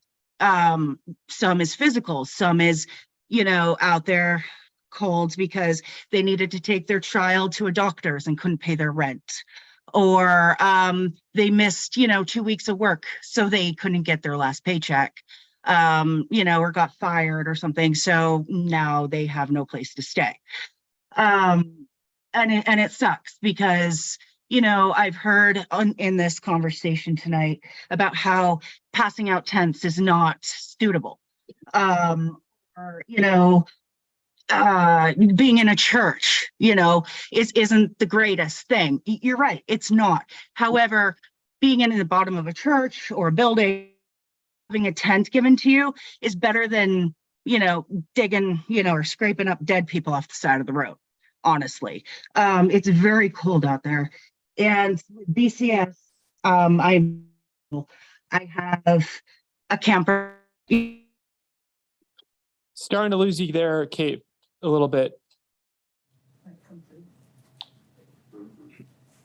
Okay, we're gonna move on, and if Kate wants to raise the Kurt's hand again, then we can, but we'll go to the room if there's anyone else who likes to speak on this agenda item.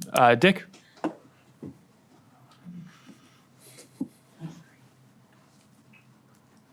Dick DeGray, Brattleboro. Did I hear you said that we have 200 rooms in Brattleboro? Yes, there's about 157 families, yeah, households in the, Is that a set capacity for us by the state? no. So there could be more rooms if the hotels were willing to take more capacity in? Yes, So we're stuck at that number because the hotels that we're utilizing don't want to give us any more rooms. right, or some hotels don't want to accept state. Don't want to accept the vouchers. Yep. So I think it's great that we want to hear from people, but I want to hear from any one of you what your ideas are for the temporary solution. And so having 30 people speak without something to talk about concretely, so if somebody makes a suggestion from the board, I think it would give us all that are paying attention to this issue something to say, I can support this or I can't support this. So I'm going to throw this back at you and say, do any of you up there have an idea of what we can do for the short term, which is really a little over a month, 2.5 months? Yeah, I think it's pretty straightforward, really. Or no, it's not. It's not straightforward at all. It's really complex. But I think as far as what I'm thinking about right now is a list of people who are willing to provide transport for those who are willing or interested in having the shelter that's provided by the state that's outside of the Brattleboro district. But as Emily really well put, that's not okay for a lot of people. And so the other question is, who in the community is going to step up and provide potential emergency shelter that steps in and fills this gap, this very immediate short-term gap. You're hearing from board members that we don't really think it's going to be the town doing that. So are there people in the community? Are there, Interfaith Alliance was suggested as someone or a group that was interested. Are there other people who are potentially interested? And is there a way that the town could provide some funding, some other supports or ways to pull in other people? In the span of like 5 days, we as a town pulled a lot of people here to talk about this issue. So we have the ability to facilitate a lot of discussion and hopefully try to come with some solutions. But there's got to be, we need some movement from the community as well. So that's if I'm asking for how to guide public participation on this, it would be: are there people or agencies or entities in the community who are interested in one of those two stopgap measures? And if so, to speak to that, or if they don't feel comfortable speaking to that now, coming to the town, to the town manager's office, introduce yourself to our new town manager and talk to us about what that looks like. And we can help to facilitate and step forward. And if that, whatever that looks like, we have different ways that we could potentially fund it. So that's at least as one board member, my thoughts from hearing this. I do agree. John, you spoke so eloquently, but also the issue is, it just feels essentially overwhelming. And so I find myself trying to focus on the very immediate. And I know that that's not really a solution, but Important though. yeah.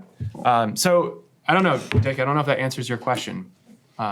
But that's at least how I see us, either additional conversation now or hearing from community members in the week coming up and maybe we can hear an update from the town manager's office if they've heard anything from community members during his manager's comments.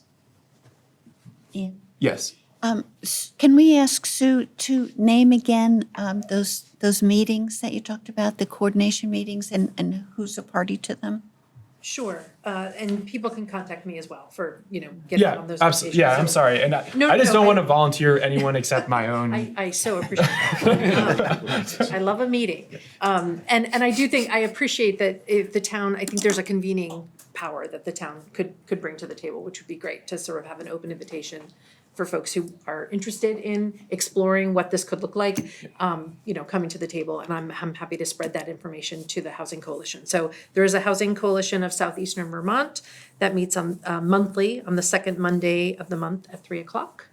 And you can contact me to get on that list. It's sue.graff@vermont.gov. And we also have a monthly housing services committee, which meets monthly on the first Tuesday of the month at 11 a.m. You can also be in touch with me to get on that list. And that's really mostly skewed, as the name implies, housing service partners. But to someone's point, the Vermont Interfaith Action group is involved in the Housing Coalition. So we have great broad, cross-sector representation on the coalition. And so we had our meeting on Monday, which is just yesterday, I can't believe. It's been a long week. And this issue certainly came up at that meeting, and there was energy around knowing that we were coming to the select board meeting. So I think if the town is willing to, kind of convene a conversation, there are, partners in that coalition that are may have some capacity to come and talk. So, yeah. Okay. Yeah. Jess? Did I? It's okay. No. Did you want? Go. Okay. I was just gonna ask you to. Then why don't you do that first? Oh, okay. John, you mentioned a number. Obviously, we wouldn't hold you to it, but 10 to 15 unhoused typically around this time of year right now? Per night, maybe? Yeah, yeah, we sourced it, well, the point in time count is coming soon, and then there'd be a very intentional effort. We don't necessarily keep track in general, but we sourced it by looking at our wait list for the shelter, who we just kind of know are in the day shelter during the day, but not staying overnight. And then we talked with some individuals who are camping and know that community, so. And does that include people that will, no matter what the weather or the conditions, choose to always camp? Or, because there are some people that will not accept any.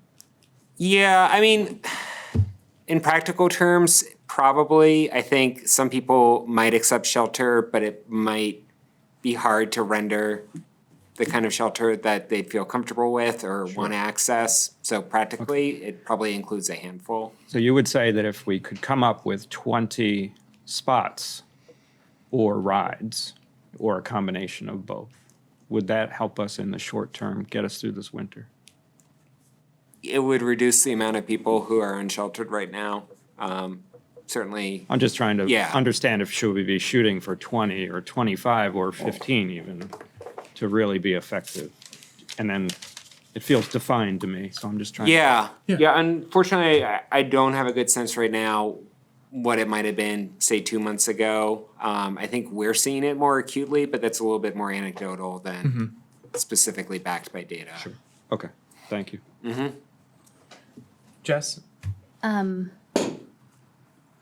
I wonder if there is a way to work with local hotels or reach out to local hotels to see if they can expand the capacity that are in the program by 20 rooms. And if we can incentivize that somehow.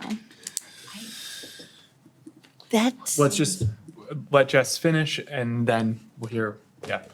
Is it any more to that or? That was where I wanted to start. Okay, Liz?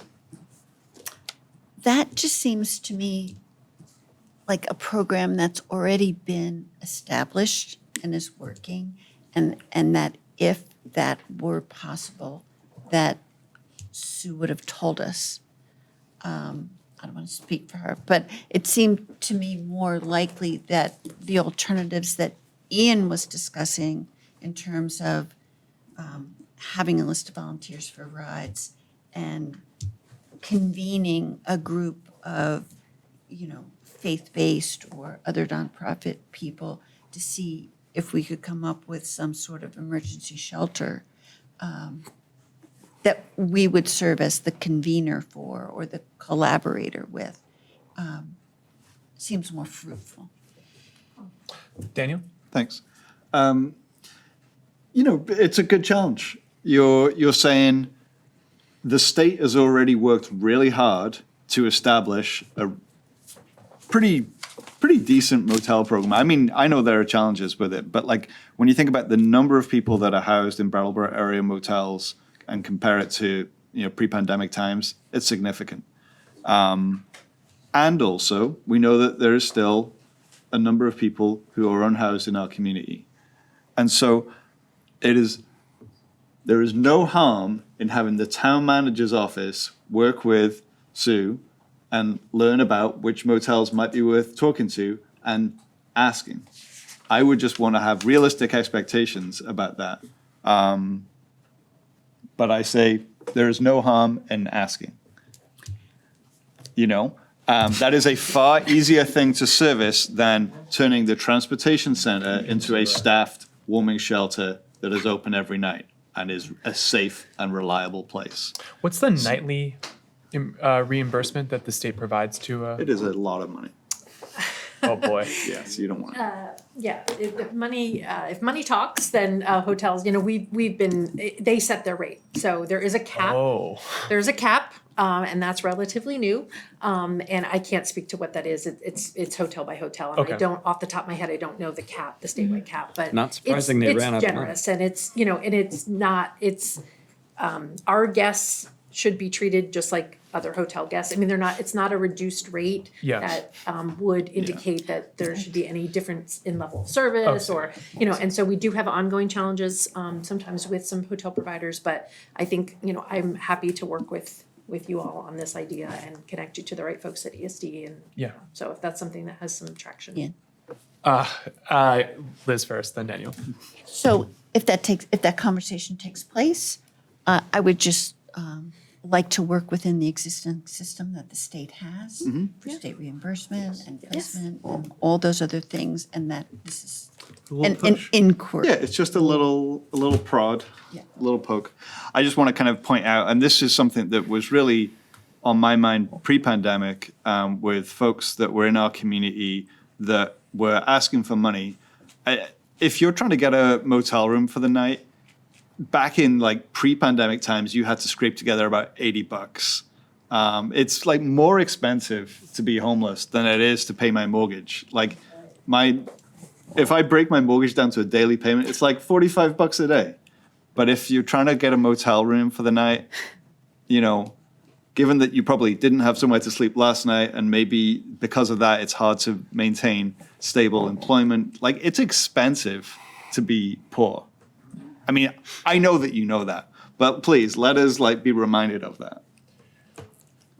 Thank you, Daniel. Other board members, I'm gonna give a couple more, just a couple more people to speak in public comment on this, and then I think we're starting to get some guidance to, at least beginning to get some guidance from the board on this, and then I know we have other things that we need to move on to. So let's go to who's next in Zoom? Bruce Clausen. Bruce? Yeah, they've got their hand. They've back got their up. hand up. Hello. Hello. Hey, this is really scary. I hate doing this. Bruce Clausen from West Brattleboro. I just like to stress that this isn't something that can wait. It's now. We're concerned now. The problem is now. It's a problem. I went to that meeting for the homeless at the library. Yeah. And there was a lot more than 15 or 20 homeless people there. That place was packed, and it got a little tense. It was a well-organized meeting. It was advertised. I didn't see any officials there other than an EMT who showed up for a call. But it's the problem, like I says now, is and one of the guys who was there, they did these role playing. And what would you do if you were cold and you were getting frostbite? And people just kept pestering because these people were homeless and they wanted to know. And he was a homeless person, and it finally came down to the final conclusion was, if it's frostbite or break a window at a church, you break a window at a church. I'm an Eagle Scout, and I agree. If it was frostbite or broke a window, I don't care whose window it is, I'm going to break a window. I've been lost in the woods and come on homes that I thought about it, but didn't do it. But these people are in a lot tougher situation than just being lost in the wilderness. They're lost in life. And, if you give them a chance, they don't want to die. You can let them help themselves. For example, as they talked earlier about recreational vehicles, I don't see any other simple way. You can't build shelters in a time that is in this month or next month. You can't renting hotel rooms. They're crowded already. And I've met people, not just at this meeting. I know people who have refused to stay in these hotel rooms because of crime and guns. Yeah. Crowding causes a myriad of other problems, not just psychological, depression, the stress will affect them the rest of their life. And I watched with interest about the eviction, what was happening with rental. I don't believe this town has a stomach, and this board doesn't have a stomach for rent control. So we need to do something, and it seems to me it's very simple. I work with BCS, and if we can decentralize this problem, why have 3 or 4 dense areas where the crime is unusually high I mean, for senior housing, you want them downtown. You want them where they can get buses and get trains and get food and walk. But we're not talking about senior housing here. We're talking about homeless people who need to start a life. And, temporary cheap housing, people can help themselves. And the board can affect this immediately. You can help improve how temporary, inexpensive shelter. And I'm not talking tents, not plywood shacks, cardboard, an RV that people actually can use to keep warm and have electricity and have toilet facilities and be private and not worry about the guy next door, 2 doors down or 3 doors down.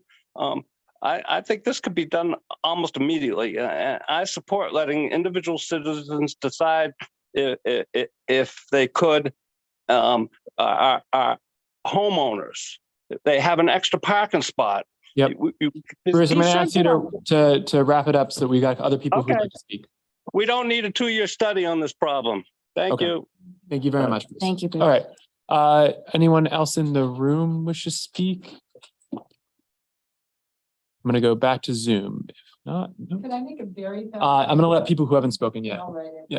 We're going to Zoom? Yeah. And if that's Kate and Kurt, then let's do Kate through Kurt because they weren't able to finish. But Kate, I'd just like to ask you, I appreciate your perspective you're bringing, but we do have some other people who haven't spoken yet. So I'd like to just hear from you to let you finish your comment, and then we'll hear from the next person down the line. Okay, yes, sorry. Sorry about no the worries. computer. Anyways, no, where I was going with that is BCS has 3 RVs right now with some availability for more people in them.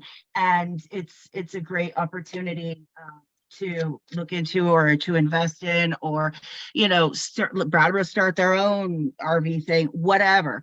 But BCS already has an established program with RVs. You can call it, ERV or something. Okay, we're still having a RV hard time program. hearing.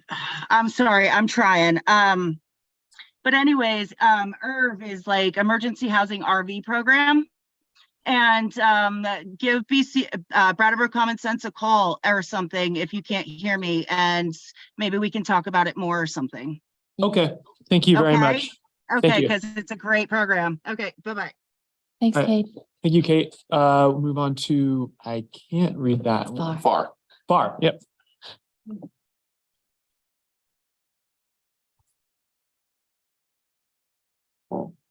Hi, all. Thanks. I was just wondering, and when we're talking, sort of going off of Bruce's point about decentralized options and somewhat more private, less institutional options for finding homes or temporary housing for people. I was just looking on Airbnb, and there are, just for tonight, there are 10 places in Brattleboro and surrounding towns that are available. Tomorrow night there are 17. So I'm wondering if it's possible to extend that hotel program to Airbnb hosts as well. I'm going to just pose that to Sue because I'm curious to the answer to that. I think I probably can guess it, but I don't know it. You know what? I honestly am not sure. I think it was something that was considered, and I think because of the way that Airbnbs are not necessarily regulated, the short-term rental market isn't regulated. I think it's complicated, and it probably wasn't pursued because of payment of the state and the need for what that entails. And so I definitely was something that has come up in our statewide conversations about general assistance and the resources available. And I can't say for certain, but I think it was vetted to a certain extent and found to be kind of unworkable with how we currently do it. But I can find out some more information. But that, again, that's an avenue for, I mean, short-term rentals is a whole other thing. But absolutely, exploring all the options for how we expand more transitional or permanent options for folks is where we want to, go. So, Yeah. Yeah. Thank you very much, Sue. Sure. Thank you, Far, for that question. I think that's a really good one. Okay, if there isn't anyone else in the room, then I want to give the board a final opportunity to speak on this before we do our break a little after 8 o'clock. And we move on. Daniel? Yeah, thanks.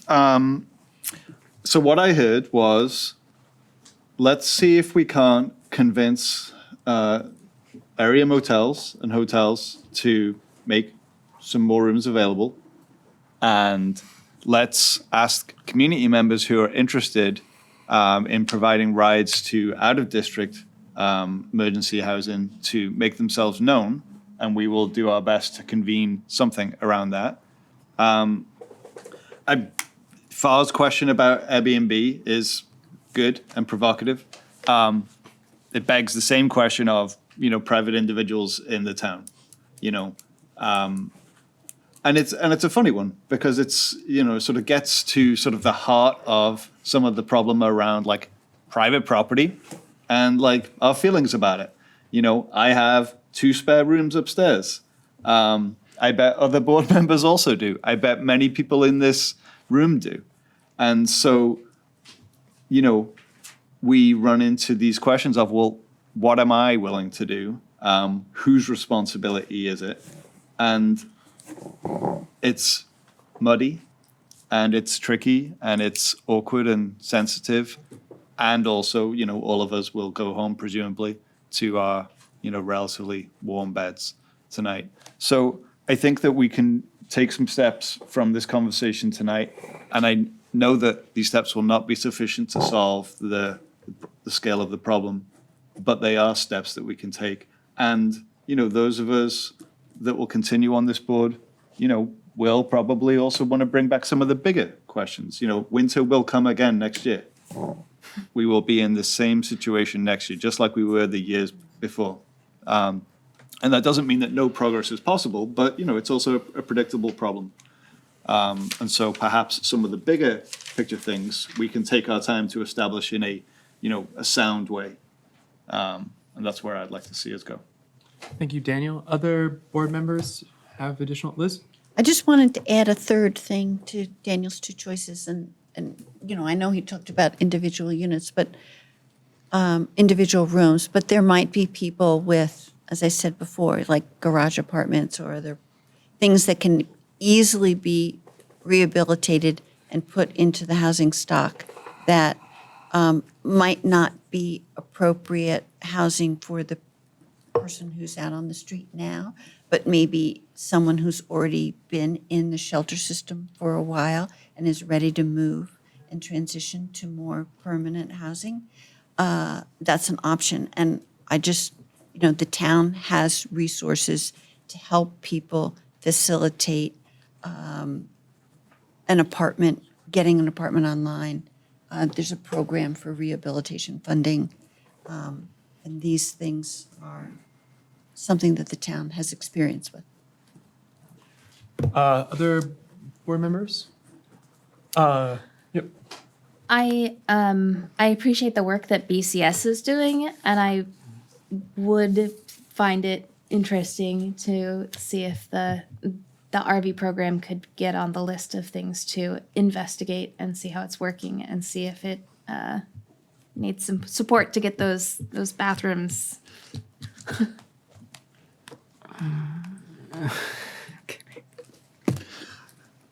I run into this question at work sometimes, right? So like, is it better to house somebody temporarily in a place that is honestly not really fit for year-round living? It's a sort of don't let the perfect be the enemy of good, right? Or whatever, however you say that. And it's a tricky question. I think as a municipality, I'm looking at Sue around zoning and stuff, and, do we want to knowingly engage in things that are not really suitable solutions? I think private entities, I guess, are welcome to do that so long as they don't run afoul of things. But is it wise for a municipality to do it? I'm not so sure. It's a complicated question. Might be. Well, it's not, if we're not going to get into back and forth about people on mics and everything like that. But yeah, your point's made. My only request would be, John, if the town manager's office could make sure that you're in contact with Sue's office in the interim, in case people reach out to you instead of to us, so we can make sure that we're hearing from all resources in the town. This is a little bit, this meeting was a little bit of an attempt to do one of the powers that the municipal government has, which is pull people together, air an issue out, let the public hear about it, let the public get a little more educated about what's going on, educate the board about it. And then the hope is to now hear from people in the community, and then the town can help to facilitate potential solutions. So I completely agree with my fellow board members that we don't want to rush into something, and including what we heard from Emily, that we don't want to rush into something that feels good to us, but is not the right thing for this community and for the people who it actually will impact. So, and then the other thing I just want to say was, beyond what Daniel said, this is not the last time we're going to be talking about this, because when the hotel-motel program ends, this is going to be a huge discussion for this community and for the municipal government as well. And I certainly am going to be interested to talk with Emily about her thoughts on the interim stepped housing and what the municipal government, what role we could play in acquiring or discussing who acquires that kind of property, if that's something that we're interested in. But that's a discussion that's not for tonight. So Liz? Just one final thought about the legislature. Other states, like New Jersey, every municipality has an obligation to provide low and middle income housing. And that's a responsibility that every municipality has, not just some municipalities. And that's a lesson for us and the legislature. Yeah.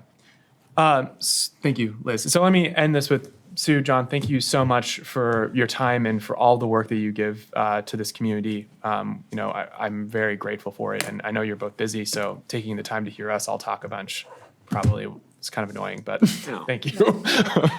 Thank you for your time and you. consideration. Okay, so we're going to take a 10-minute break, and we'll reconvene at 8:25. Yeah. You thought of that too? Yeah, that's what I was. All right. Incentive. So we're going to reconvene the Brattleboro Selectboard meeting. With a motion at the beginning of the meeting, we have removed agenda item 6, new business B, townwide reappraisal. I don't actually know if the numbers get numbered or if they stay the same. So we're just going to stick with the same. So we're. I don't think most people care. Oh, I care. The minutes will care. So we're going to stick with what they are here so people don't get confused. So it's going to be new business agenda item 6C, which is the town website project update. I'd like to invite Sally and Seth up to the table. And I'm just very, very excited for this. A very, very brief intro from me is just that Representative Town Meeting approved this monies for this project, I think 2 RTMs ago. And is it last one? I can't remember. But this has been a work in progress, and this is really exciting to see where we're at, and I look forward to the presentation. And I don't know who's taking it away first. Straight to it? Should I go straight to it? Oh, that'd be great, Patrick. Thank you. Yeah, Sally? Yeah, well, thanks again. I'm Sally Nix, HR Director, and I have Seth Thomas, our Communications Coordinator, with us here tonight. He'll do his presentation on the website. Excellent.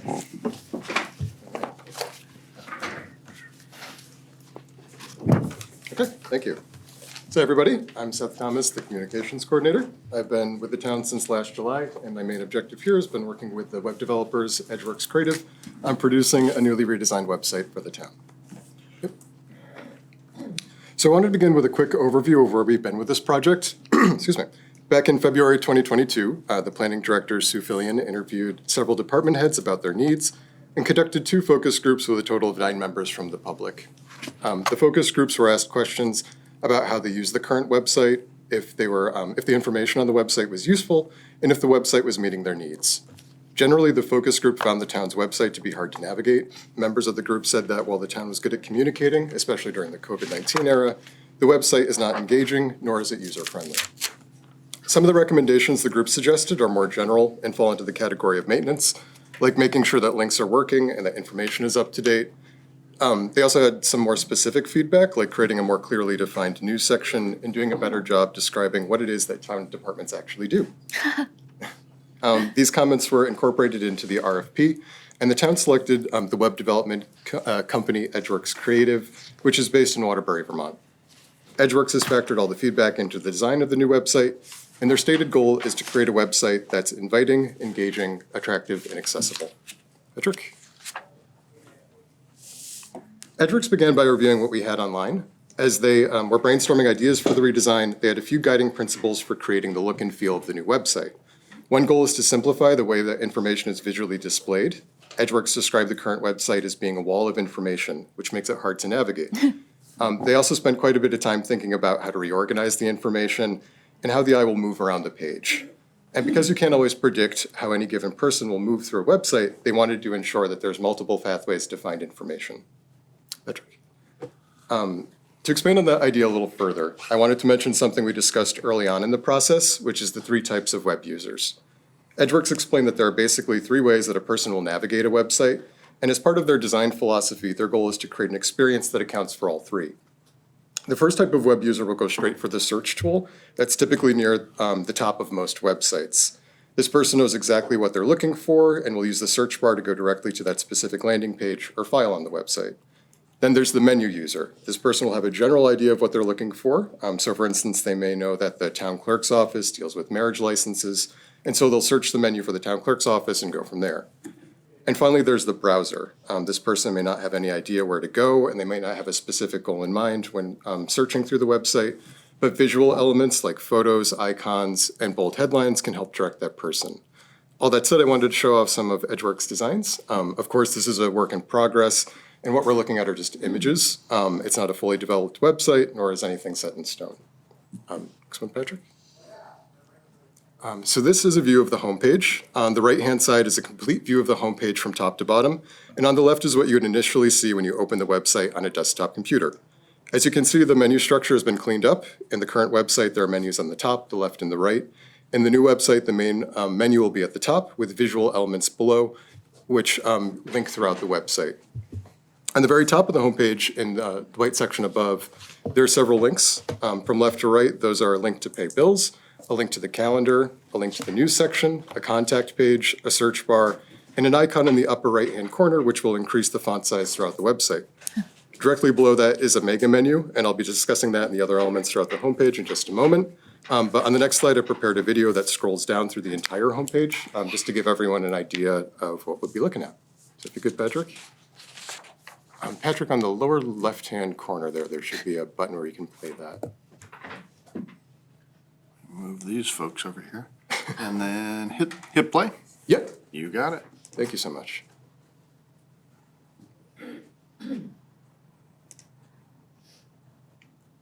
Oh no.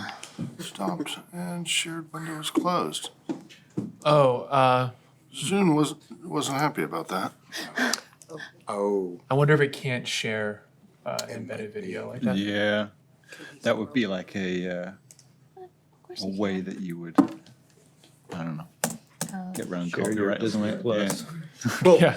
Right. The next slides do show off the parts of it. You want to try it one more time, You Patrick? want me to try and play it again? I really would love to see it. If we can. What are we There going we to be go. seeing? There we go. Oh, there we go. yeah. Wonderful. Oh, it's Scroll nice and down. slow this time. We're scrolling down. So this is a scroll down of the full. Yeah, front. this is kind of simulating Oh, what this it'd be is like cute. to scroll through the web page. So beneath the main menu and the banner image at the top, there are quick links which can direct the user to the important parts of the website, including forms for the town clerk's page and meeting materials. In a galaxy far, far away? Did not anticipate that. These are embedded images, which are also links, which will lead you around the website. Here we have a news section. The news section will display the 3 most up-to-date news items, and then those will link off to a separate news page. And this is a calendar. I should mention the calendar is currently in production, but the goal with the calendar is to be able to publish links and documents within the calendar structure itself. Excellent. Thank you, Patrick. Keep going. Yep.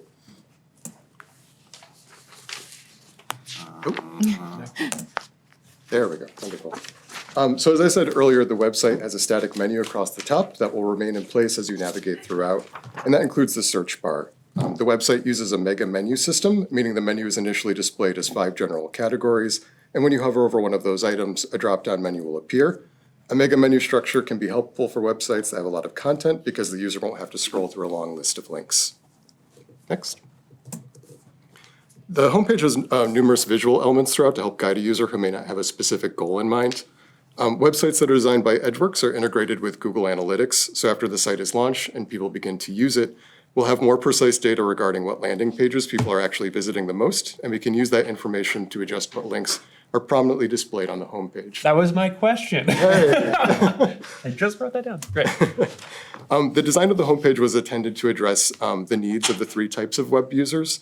So an example of that, if you're looking for the minutes of this meeting, you could use the search bar to search for the select board. You could use the mega menu to try to find the select board's landing page, or you could scroll down through the website to find the embedded image with the select board information. Next. One part of the homepage that I think will be incredibly helpful for the town and the public is the news section. The news section on the website will be displayed in a blog format, and this is where we can feature any press releases from the town or other information we want to get out, like a call to action for volunteers or project updates. Every news post can include what you might expect from a blog, so that includes written content, links to documents, images, and embedded videos. The 3 most current news posts will appear on the homepage, and all posts will aggregate into a news section. We'll also have the ability to tag news by category. So for example, if the DPW has a press release, it'll display on the homepage, in the news section, and the DPW's department page as well. And once the news post has been published to the website, we can then share it from there on social media. Next. This is an example of a department page. All the town department pages will have a uniform look. On the new website, submenus for department pages will always be displayed on the left-hand side. There'll be contact info at the top of that column, a list of relevant agendas and minutes, and a list of important links. The center of any given department page is the main feature well, and it's where we can include an introductory paragraph describing what that department does. And we can include anything from images, text, links, and accordion menus, which are like drop-down menus. Toward the bottom of the feature well, the department has the option to display its own news section and its own calendar. And the new website will include the police department and the fire department. And once the website is launched, any attempts to visit the old fire department or old police department pages will redirect the user to the new town website. The library's website will remain at brookslibraryvt.org, but of course the town website can link to the library website and link to events that are going on at the library. And so I also want to talk a little bit about how the new website will display things like minutes and agendas, meeting material. Next. So the current website contains more than 4,000 PDFs, and Edgeworks wanted to develop a better system for the town to organize all of this information, and their solution was to use Google Drive. Google Drive will help the town stay consistent across the various departments, committees, and boards, create a naming convention for files that will sort automatically, and make it easier for the public to locate specific files using the search feature. The website search function itself uses Google Search, and having the document stored inside Google Drive will lead to more accurate results when using the search tool. Next. Edgeworks also factored in accessibility features from the very start of this project. An example of that I had mentioned earlier was the icon in the upper right-hand corner of the main menu, which increases the font size. Some other features that will be incorporated into the project include a translation feature. For most users, that will be Google Translate, but there are other translation tools out there that are typically browser dependent. They'll use an accessibility checker to make sure that colors that are used throughout the website are displayed in an appropriate contrast to make sure that they're readable. Images will have alt text, which is a brief description of an image that provides information and context for those folks who are using a screen reader. And they developed alternate color schemes for color blindness. Patrick?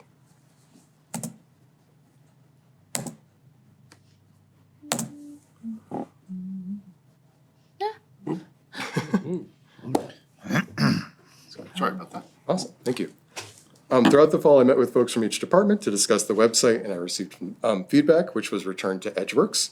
Edgeworks will now begin coding the website, which is estimated to take about 20 to 22 weeks. Early in that process, they plan to build a working prototype of the website, and the goal is to form a second focus group that will test out that prototype. The participants will basically be given assignments to complete. So for instance, an assignment might be find a marriage license on the website. and Edgeworks will be tracking and scoring how they do. I know there was some concern about if we were bringing folks a little late into this process, but because the website is so large and has such complex navigation, Edgeworks is opting to have the focus group work inside a prototype in order to receive more accurate feedback. Throughout the design phase, we've been looking at mock-ups, and they don't function the same way that a website functions. However, the prototype of the website would give Edgeworks an opportunity to test out their design, respond to any feedback, and make adjustments accordingly. The ultimate goal is to ensure that someone who's fresh to the website will be able to use it with ease.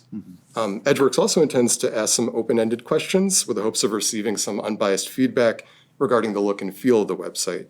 So a question they might ask is, does this website feel like you can trust it? And all of the feedback will help them as they continue to build the code. I should mention that the finer details of the focus group are still taking shape right now, so there'll be more on that soon. I do know that we hope to invite folks from the first focus group back. The target number for this group would be 15 members. Edgeworks will be voting one day to the group, and each participant will likely be working with Edgeworks for about 30 minutes. There's no date set for this focus group yet, but my contact info is on the last slide of this presentation. So please feel free to reach out if you're interested, especially if you're someone who's using a screen reader or if you have another accessibility concern. Having your feedback would be greatly appreciated in this process.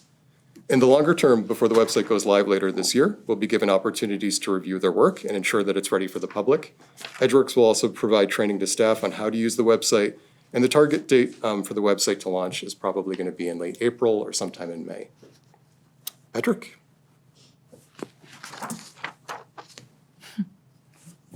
While the overall goal is to make information easy to access on the website, there are more possibilities when you have a website that's up to date and functions well. You can reach more people with town messaging, attract interest and participation in local government, and have a single location for the public to find information. Since joining the town last July, I've been building out our social media presence, and part of the reason why any organization would do social media is to meet people where they're at. You'll find a different audience on Facebook and on Instagram, but not everyone uses social media, so the one thing that's currently missing is a well-maintained modern website. Once the website goes live later this year, the town can use that as a central location for information across all town departments, and that information can then be relayed across social media and elsewhere. The hope is that social media will draw people back to the website and give them an opportunity to see what the town has to offer. Roger.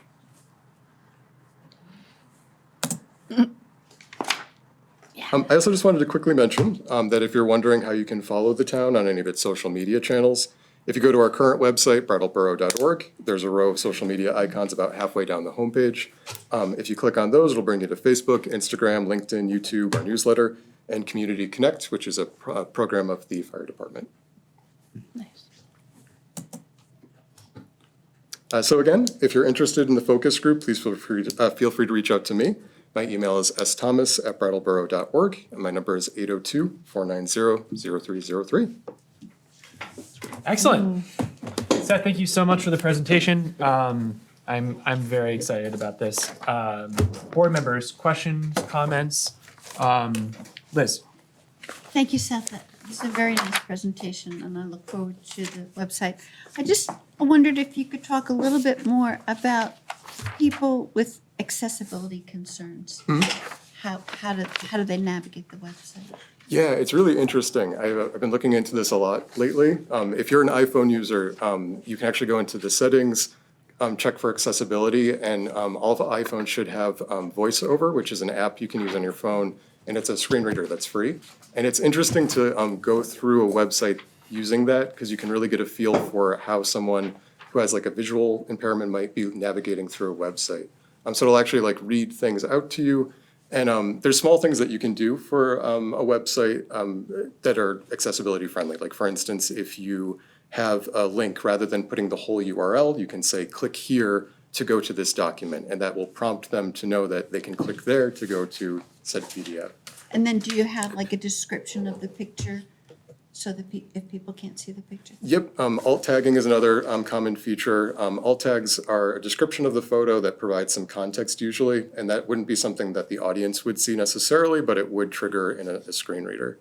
I should mention too that there's a lot of best practices that are involved with this that are part of the W3C, which is the World Wide Web Consortium, and they have a lot of guidelines that kind of help dictate what is accessibility friendly and what's not. So I've been reading up on them a lot lately. Thank you so much. The board members? Daniel? Oh, you were going to go first. I have a list. So Oh, go I have a ahead. small list. Okay. Item number 1, thank you. It's a two. nice presentation. And I also appreciate the work that you've been doing, and it's nice to meet you. You've been on board for a little while now, and I've sort of seen your work, but not met you. So welcome. Thank you. I noticed on the mock-up that Selectboard is 2 words. And, Yes, they noticed that too. and we'll like open that can of worms about, wait, how do you spell Selectboard? One word. Yes, yes, I did mention that to So them. let's get that fixed. Yes, this was a mock-up from August. So. And then and then I guess 1 serious question and 2 very easy ones. Bill payments. Is this new website gonna give people the ability to pay for things that they, so specifically parking permits and like, water and sewer bills? Are they gonna be able to do those things through the website? So what I To would the say, best of your knowledge. Yep. So Kim Frost and I have been doing some shopping around just to see what other bill payment platforms are available. I would say that process is ongoing for now. In the meantime, I would say too that this website will handle forms, so we can create forms, which hopefully will then connect with whatever bill payment system that we have. So you'll be able to like type in information and then pay right there. That would be the ultimate goal. The parking permit purchase process is very hard for a lot of people that I know, and they would love to see that improve. And then 2 easy ones. So I noticed there's a lot of images, which is great.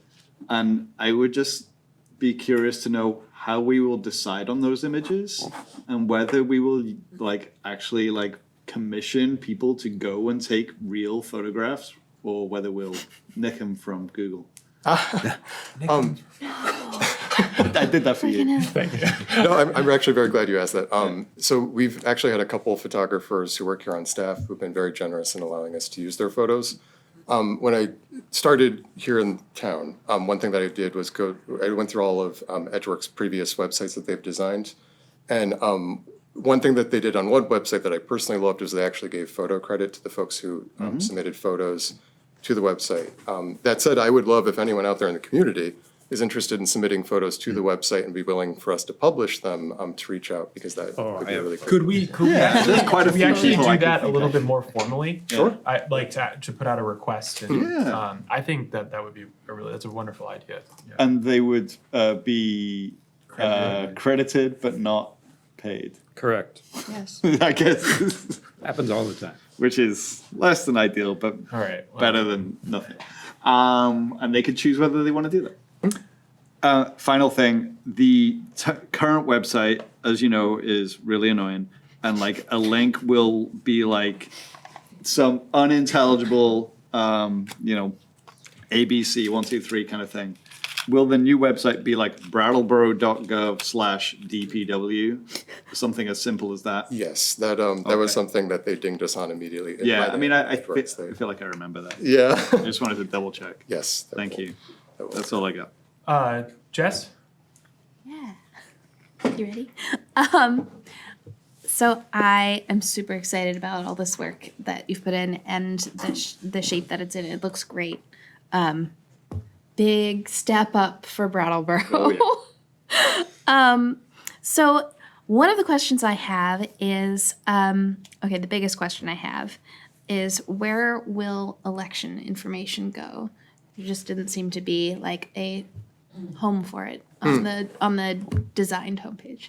Yep, so there is, under the government section, in the mega menu structure, there is an election section.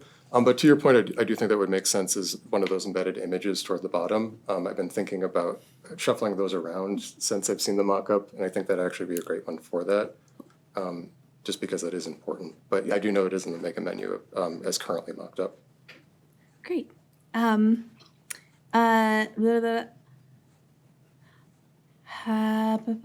Sorry, it's a list. And you answered a lot of these in the presentation, so I really appreciate that. Programs. So the calendar that was in the mock-up and the content seems to focus on civic engagement, civic activities, committees, service and paying bills and getting permits and all of that. I'm curious about if programs will have a role in the website's identity activity. Things like stuff at the library, or if the tree committee wants to take people for a walk, or if the conservation commission wants to host an educational event. Like, how did are those incorporated? Yeah, one thing, like I mentioned in the presentation, that I'm really excited about is having a news section that's in a blog format. I think, I've noticed quite soon when I moved here that this town produces a lot of information. There's so much going on. The town is constantly putting out press releases, that kind of thing, and there's events happening all the time.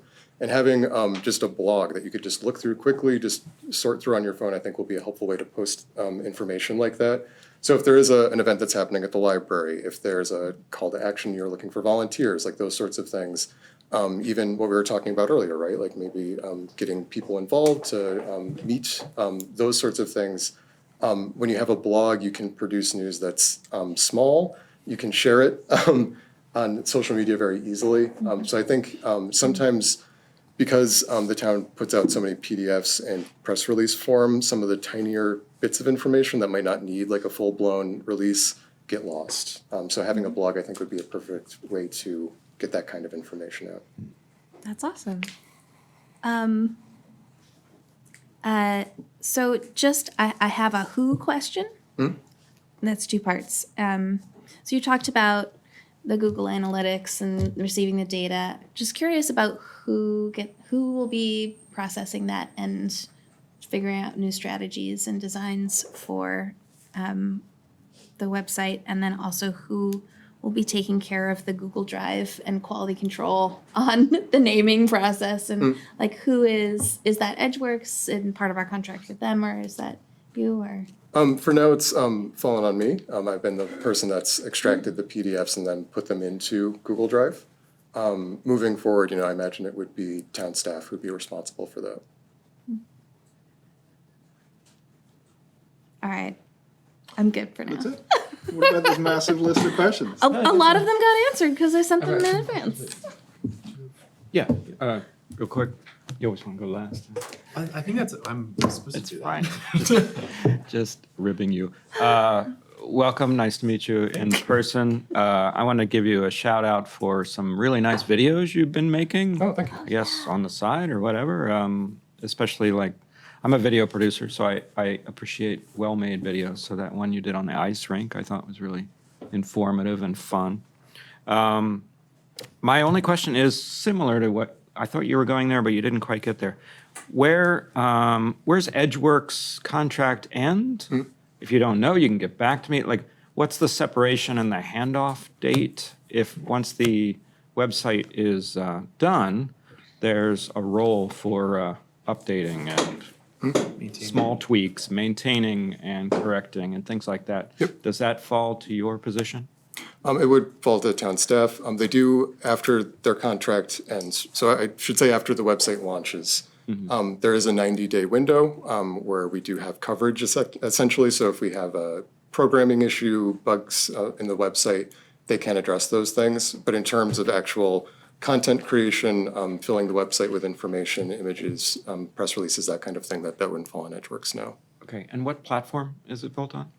Great question. So they do not use like a Wix or WordPress. They actually have their own custom content management system.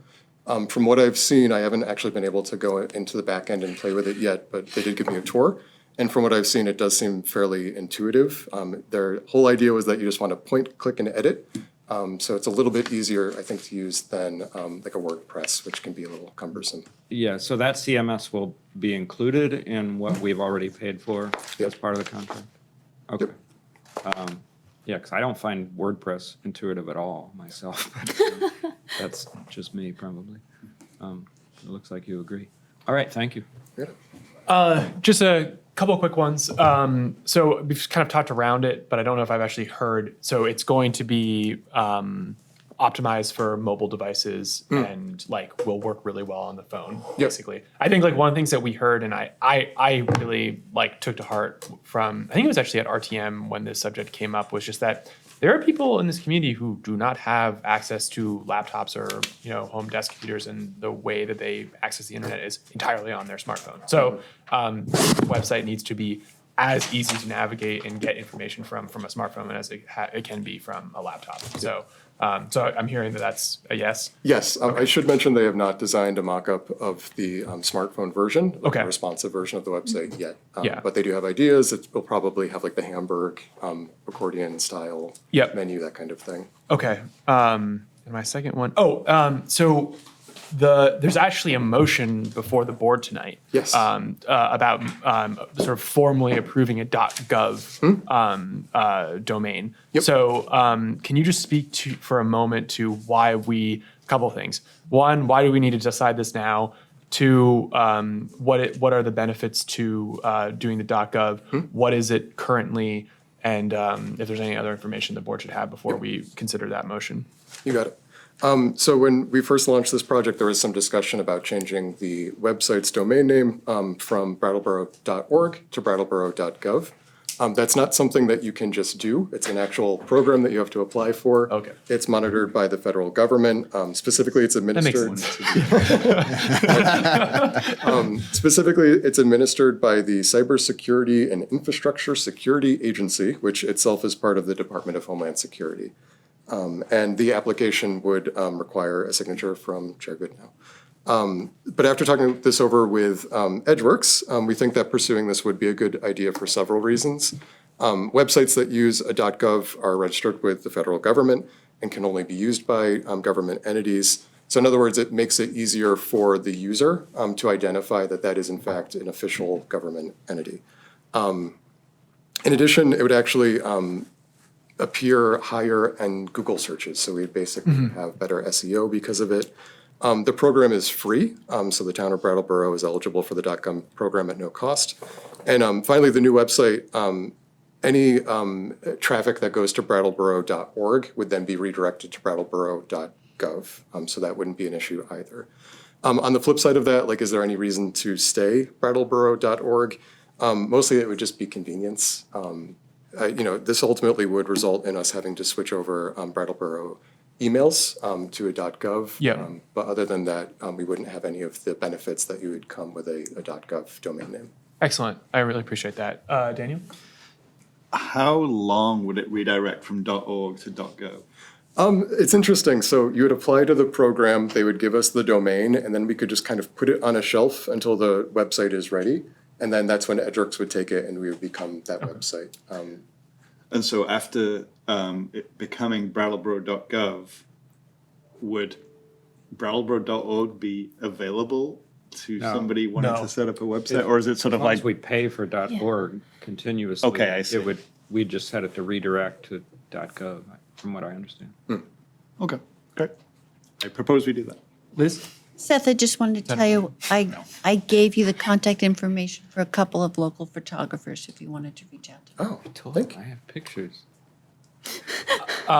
One more from me, because I've just gotten this complaint so many times that if I didn't bring it up right now, I would kick myself. I just want to emphasize that one of the ways that people in my circle interact with the town website, maybe the only way they interact with the town website, is figuring out when their recycling and trash are getting picked up. Absolutely. And I gotta tell you that it is just not good at the moment. And I actually, besides potholes, that's probably number 2 on the list of like big complaints about people missing their pickup. And that's actually a big deal. Like, and so I just like, I know that we're gonna take care of that and it's gonna be good, but I just have to get it off my chest that like I had to say and emphasize, put a big star around. Please just make sure that particular thing works really well because like a lot of people are gonna interact with that. You realize that's 47% of Daniel's public services, explaining how to film the trash on social media. Well, so I... Well, you know, May it's every 2 weeks. It's Whoa. Oh, that is total... Wow. Wow. Wow. Do you get municipal there at your place? It sounds to me like you don't. If you just every 2 weeks. So Ian, let me bring this back to yes, a real thing. What's so funny? I was so frustrated with the lookup for like, when does my street have trash pickup, that I made this little PDF that is now on that part of the website. So if you click the old link for like lookup by street, it now just is a 7-page PDF, and you just scroll down until you find your street. Whoa. So what are you on, Frost Street? Yes. It used to be two things you had to cross-reference. Yeah, and Yes, it would only it was work like if you sharp. it would only work if you had Excel, and most people don't have Excel. You can also just ask Tuesday your neighbor. on the A week. You can look outside. What's the A? Yeah, that's Well, then there's a calendar, A and B. Come on, that's easy. the thing is, it's just the holidays, and so like this last. Oh, no, I holiday, understand. I'm just saying that it's so important because if you miss it, Yeah. it's 2 weeks. Oh, agree. Oh, I'm sorry, I misunderstood you. Yes, Yeah. I completely agree. Yes. So okay. I've And my emphasized it. husband I always feel- makes me look it up. Yeah. I'm proud of my PDF. That I can tell. Yeah. Okay. Now I'm going to open it up to the public for any questions. I don't see any on Zoom. Anybody in the room have any questions? Not seeing any. I guess I would just take this moment just to say that there's a question. Oh, yes. I cannot see that. Looks like David Levenbach. Great. David, welcome.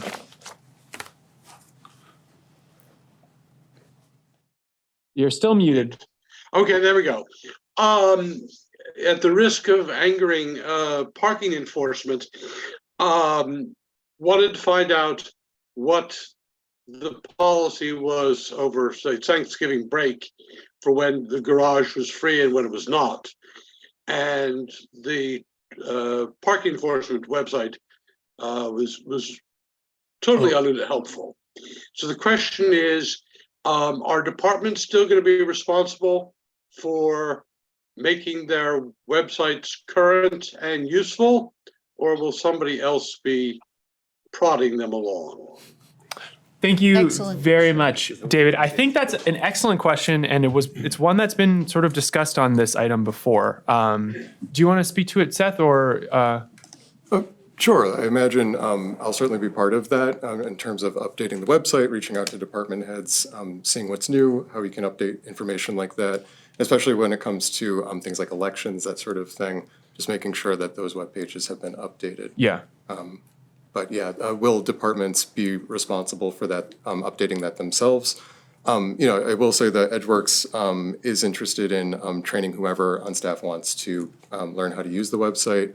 So there is perhaps that possibility, but having a point person, for now. Do they recommend like a good system? Because they do municipal websites, and so I'm sure that's like a thing that all of their municipalities have to do once they sort of let go of the website. So do they have a system that they recommend for how to keep it up to date? If they do a point person, or if they recommend they train one person in each department, or? I don't know if they would have a recommendation necessarily with that. I do know that in terms of what users can do within the website, you can get very granular. Yeah. So if there's someone on staff that you really just want to update this one piece of the website, you could have them enabled as that kind of user who would just have that one piece of the website rather than the whole picture. Yeah. Okay. Thank you. Other questions? That's David still. Did you have another question? Anyone in the room? Seeing none. Board members, additional questions or comments before we look for a motion? I'll make a motion, Yeah. unless you have a comment. I'll make a motion to approve the .gov domain name for the town of Brattleboro website. Tim has made a motion to approve the .gov domain name for the town of Brattleboro website. All those in favor? Aye. Aye. Carries 5-0. Thank you so much for all the work in the presentation. And as I was going to say before, I just encourage individuals from the public who are interested in this to reach out to Seth if they want to be part of the group who will be doing the testing in the next 20 weeks. Somewhere, yep, in there. And then also that we're going to continue to look at this, and we'll get I'm assuming we'll get another update. And if you have questions about it, reach out to us or to Seth, and we look forward to it. Thank you so much. Thank you for your time. Thank you. All right, we're going to move on to agenda item 6D, which is new business, Living Memorial Park Capital Project Recreations and Parks. And I'm going, please, John. Well, this is one of your unfinished business items in the budget that you've talked about to some extent. I would invite Carol a lot and Kim Frost to come up, and they will go over a quick summary of what we've heard in the past and also talk to you a little bit about what the budget is looking like now, what some of the options are, and in terms of funding this project. So Excellent. Turn it over to Carol. Thank you, John, and welcome, Carol and Kim. Okay, good evening. So I'm here this evening to review the necessity of the generational improvements for Living Memorial. These projects have been in the capital plan for the past 5 years, and now it's time to act. It's time to preserve the town's infrastructure that the community has grown to value and appreciate over the years for lifelong learning skills and to create a lifetime of memories. We've spoken about these projects, and I just want to recap what this generational improvements are inclusive of. The rink roof, building code improvements, which include lighting, fire alarm system upgrade, dehumidification, and upgrading the R22 to a natural refrigerant. As we spoke about the importance of that to transfer to a CO2 or an ammonia-based system. In your packets this evening, you found a very valuable memo from Stephen Dotson just outlining what that importance is of making that move to a natural refrigerant. Also included in this generational improvements is the long overdue needed upgrade of the maintenance building, lighting improvements on the upper ball field, and increased parking at the Kiwanis shelter with all the new activities that have been based in the upper part of the park over the past 5 years between the skate park, the dog park, and the disc golf. This evening, I'm asking what additional information do you need me to provide you with to help you make an informed decision that will ensure that the current generation and the next generation of children and families will have the same, if not better, opportunities that we had growing up or while raising our children here in Brattleboro. So that's my question on the table for you this evening. How can I provide you with the information that's needed to make a decision for a $4.3 million project, which I have my friend here, the finance director, to let you know what path would be that we could take to make this happen. Thank you very much, Carol. Kim, if you're all right could you give a quick overview of the, so if you keep going through the packet of material on this agenda item, near the back are the financial memorandums. And I think it would be helpful just to have you speak to it briefly before we just open those up to the board. That works for you. So in your packet, you'll see the memo that I wrote for the board that had all the financial information in the back and all the options. I'll just run through that quickly. The original budget for the project was estimated at $4.5 million. There was a small cushion built in. We are proposing that we use the Global Warming Solution Fund, which used to be the Fossil Free Fuel Fund, of $150,000, and the additional unassigned fund balance of $137,306.80 that we just recognized at the end of the audit, to bring the budgeted amount to $4.1 million. Should the board decide to use $1 million in ARPA funds as previously discussed, this would bring the loan amount to $3.1 million. So I've presented options at both $4.1 million and $3.1 million. Each option has each scenario has 3 options within it. We could either go to, so let me back up. We would go to Vermont Bond Bank. Each bond would be for 20 years, and it is the timing of the bonds that change the fiscal year '24 impact, because the bond bank only goes out twice a year. And also included in each scenario is an interest-free bond, which it would be interest-free for the first 5 years and then principal after that and interest. So as you'll see on the first piece, it says $3.1 million option. The first option is to go out to bond in May of '23 if this gets approved at RTM. The fiscal '24 impact would be $103,649 with total interest of the entire bond for 20 years at $1,368,521. Option 2 would be going out to bond in November of 2023, so 6 months later. The fiscal '24 impact would be $29,865.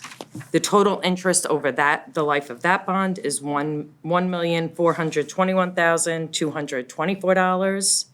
And then option 3 is interest only for the first 5 years.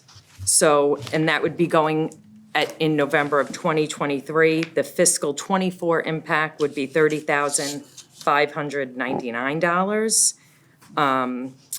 That first principal payment would be in November of 2028.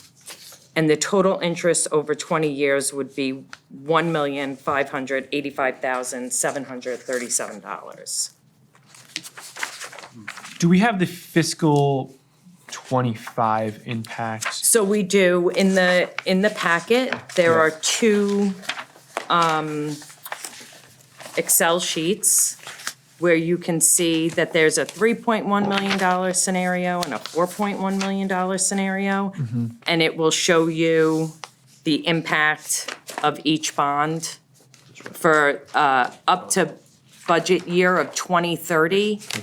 What is important here is that as you see in the bonds and notes section, if you look up to budget, and you could do this on the 4.1 or the 3.1, it doesn't matter because this section didn't change.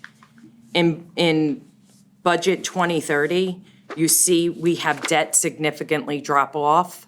We had took out 2 bonds to do the fire and police station. One of those bonds will drop off in 2029. It's the last payment. And also the note for the fire truck, the $50,000, will also drop off in 2029. The reason why we showed it this way is because the interest-free loan, the first principal payment would be, I'm sorry? Interest only. Interest only, sorry, yes, interest only loan. The first principal payment would be in fiscal year 2029, so it would only be 1 year of overlapping before the fire and police and that fire truck fell off. So, Okay. do you want me to continue with the $4.1 million option and go through each scenario? I think so. Okay. So in the $4.1 million option, option 1, if we go out to bond in May of 2023, the fiscal '24 impact is $137,85 with total interest over the loan of $1,809,981. Option 2, if we go out in November of 2023, the fiscal '24 impact is $39,499. And the total interest over the 20-year life of the note would be $1,879,685. And if we go with option 3, which is November 23, which is interest only for the first 5 years, the fiscal '24 impact is $40,469.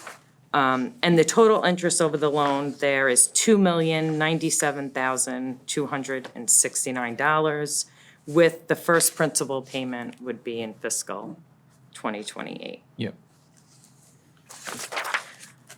Just a couple of other things. So one of the things that we did look to was the debt management guideline that was set by the Select Board in 2012.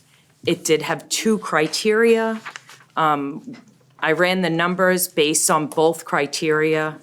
So one of the criteria of the debt ratio was that the per capita was not to exceed $1,500 of the debt. We meet that criteria, taking out either the $3 or the $4 million loan. And then the second criteria was debt was not to exceed the budget by 12.5%. And we do meet that regardless of what loan what bond option we The decide. 3.1 or the 4.1? Correct. Yep. Yeah. And then our last piece of information that we did run, so I think that we have that out in everybody has a copy of it, yep. So you'll see where the total cost of the project is $4.3 million. You see the Global Warming Solution Fund and the use of fund balance brings the balance to $4,056,035. So in scenario one with the 4.1 million, we looked at the fiscal 24 tax impact to the tax rate. It would be, if we bond in May, it would be about like 1 cent or, like 1 1/4 cents. And if we bond in November, it would be like 0.3 cents of a tax impact. And if in scenario two, we do the 1 million in ARPA and we take out $3.1 million, the approximate tax impact in May would be 0.8 cents. And if we go in November, it would be 0.2 cents of a tax impact. And for the public, and who am I kidding, myself, is when we talk about tax impact, you're talking about per $100,000 of assessed value. Correct. And it all depends on the grand list, which Yep. isn't finalized, Yep. and a budget that's not 100% finalized. So this is all kind of estimated, but I mean, I think it's a pretty good estimate. Yeah, excellent. Anything else on the financial presentation? No. Excellent. It. Kim, Carol, thank you both very much for your presentations. It's much appreciated. Board, we've discussed this at 2 separate budget meetings. We've asked for additional information at both. We've gotten, I think, everything that we've asked for. So now I think what we need to do is either, let's have some discussion on this and either come to a determination, or if the board feels that there's additional material or information, it's obviously a big decision. So I don't feel a need to push us to make a decision tonight if the board doesn't feel ready to. But we are running out of time before we need to warn an article for RTM. So, Liz. Thank you both. I'm in support of this project, but I have a couple of questions and concerns, and they focus on the interest, which makes me want to choke. So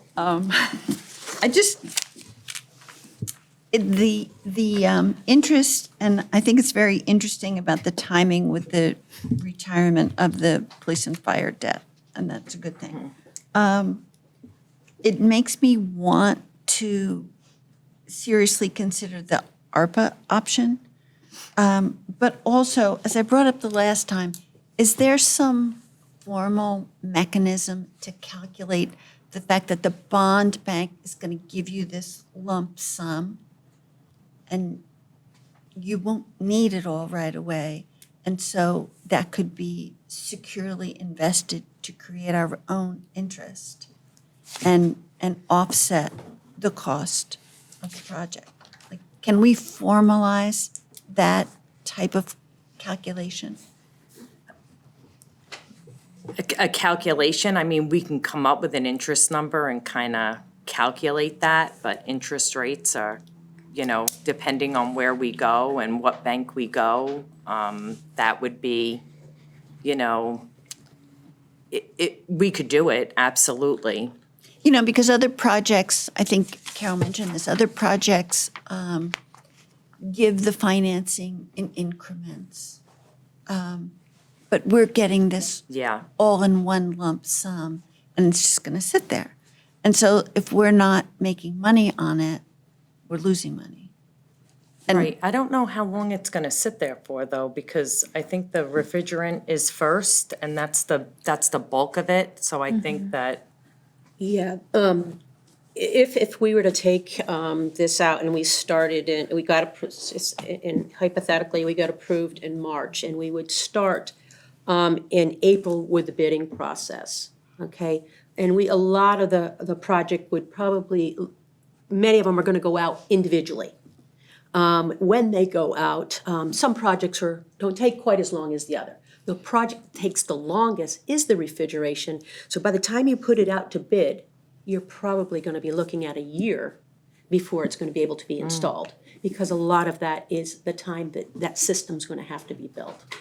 So, you know, with sitting down and meeting with the building consultant, Steve Horton, if we went out to bid in April of '23, we wouldn't be looking at installation until once we close in March of '24.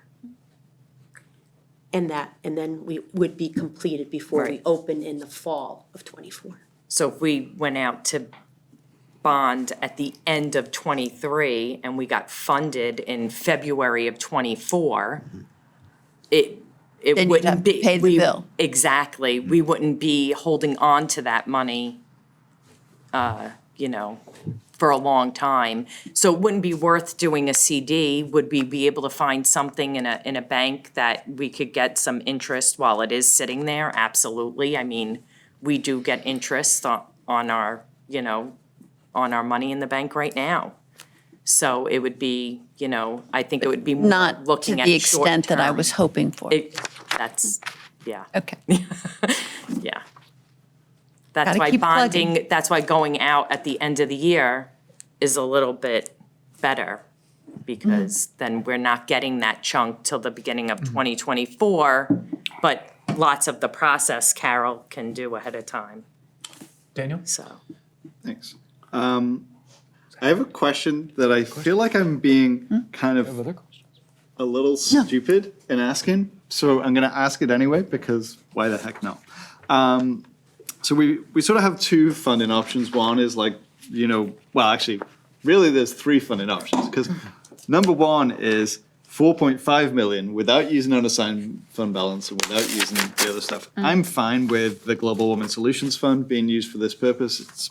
It's maybe not super sexy, but it's like from a, you know, reducing things in the atmosphere that impact global warming, it's a good use.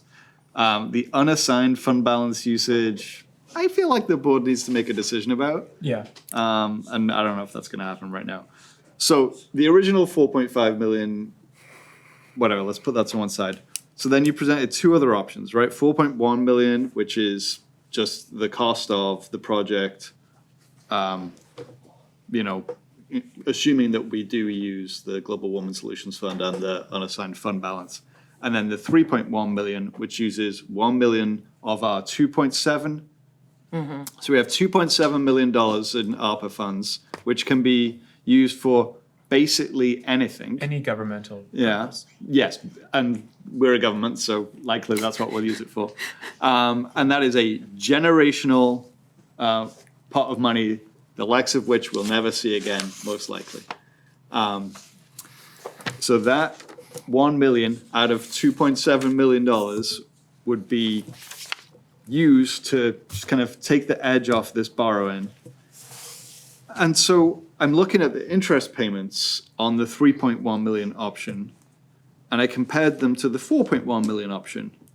And it seems to me, and this is where I think I might be being a bit dense, it seems to me that for giving away $1 million of our 2.7 million, we only really benefit to about the tune of 500,000. Yeah. And I don't know if I want to do that. Yeah. You know? Figure you said 500,000? Yeah. Do you want to come to the microphone? Or alternatively, Dick, can wait. I have an alternative thought. You could come and sit at the front row. That's an You'd be a option. little closer to us, and then you can. Or maybe in March you can come to the pit. I don't want to go to the mic if I can. I don't need you to come to the mic. I'm just saying if you want to sit at the front row. I'll sit next to you if you want. Maybe in April. There we go. So I'll just say it again. Using the $1 million of our $2.7 million of ARPA money to reduce the borrowing down to 3.1 million only saves us about $500,000 in interest at best. Yes. Possibly even as low as $441,000. Over 20. And so. Over 20. Good point. Over 20 years. And so I don't think that's what I would like to do. Just putting it out. Okay. I agree. Okay, All right. so well, there's other comments, board. Okay. Tim, Should I That go? was good. Okay. Is this, well, I don't know where to go to the numbers first. Is this still current? This is a Vermont Bond Bank illustrative debt service schedule as of, Is that the one that was in the presentation? yeah. I think that was the 4.5 million. I'm just going to refer to the interest rate, 4.31. Is that still current? Because this is dated. It was good on the day that was generated. Yeah. 31, yeah.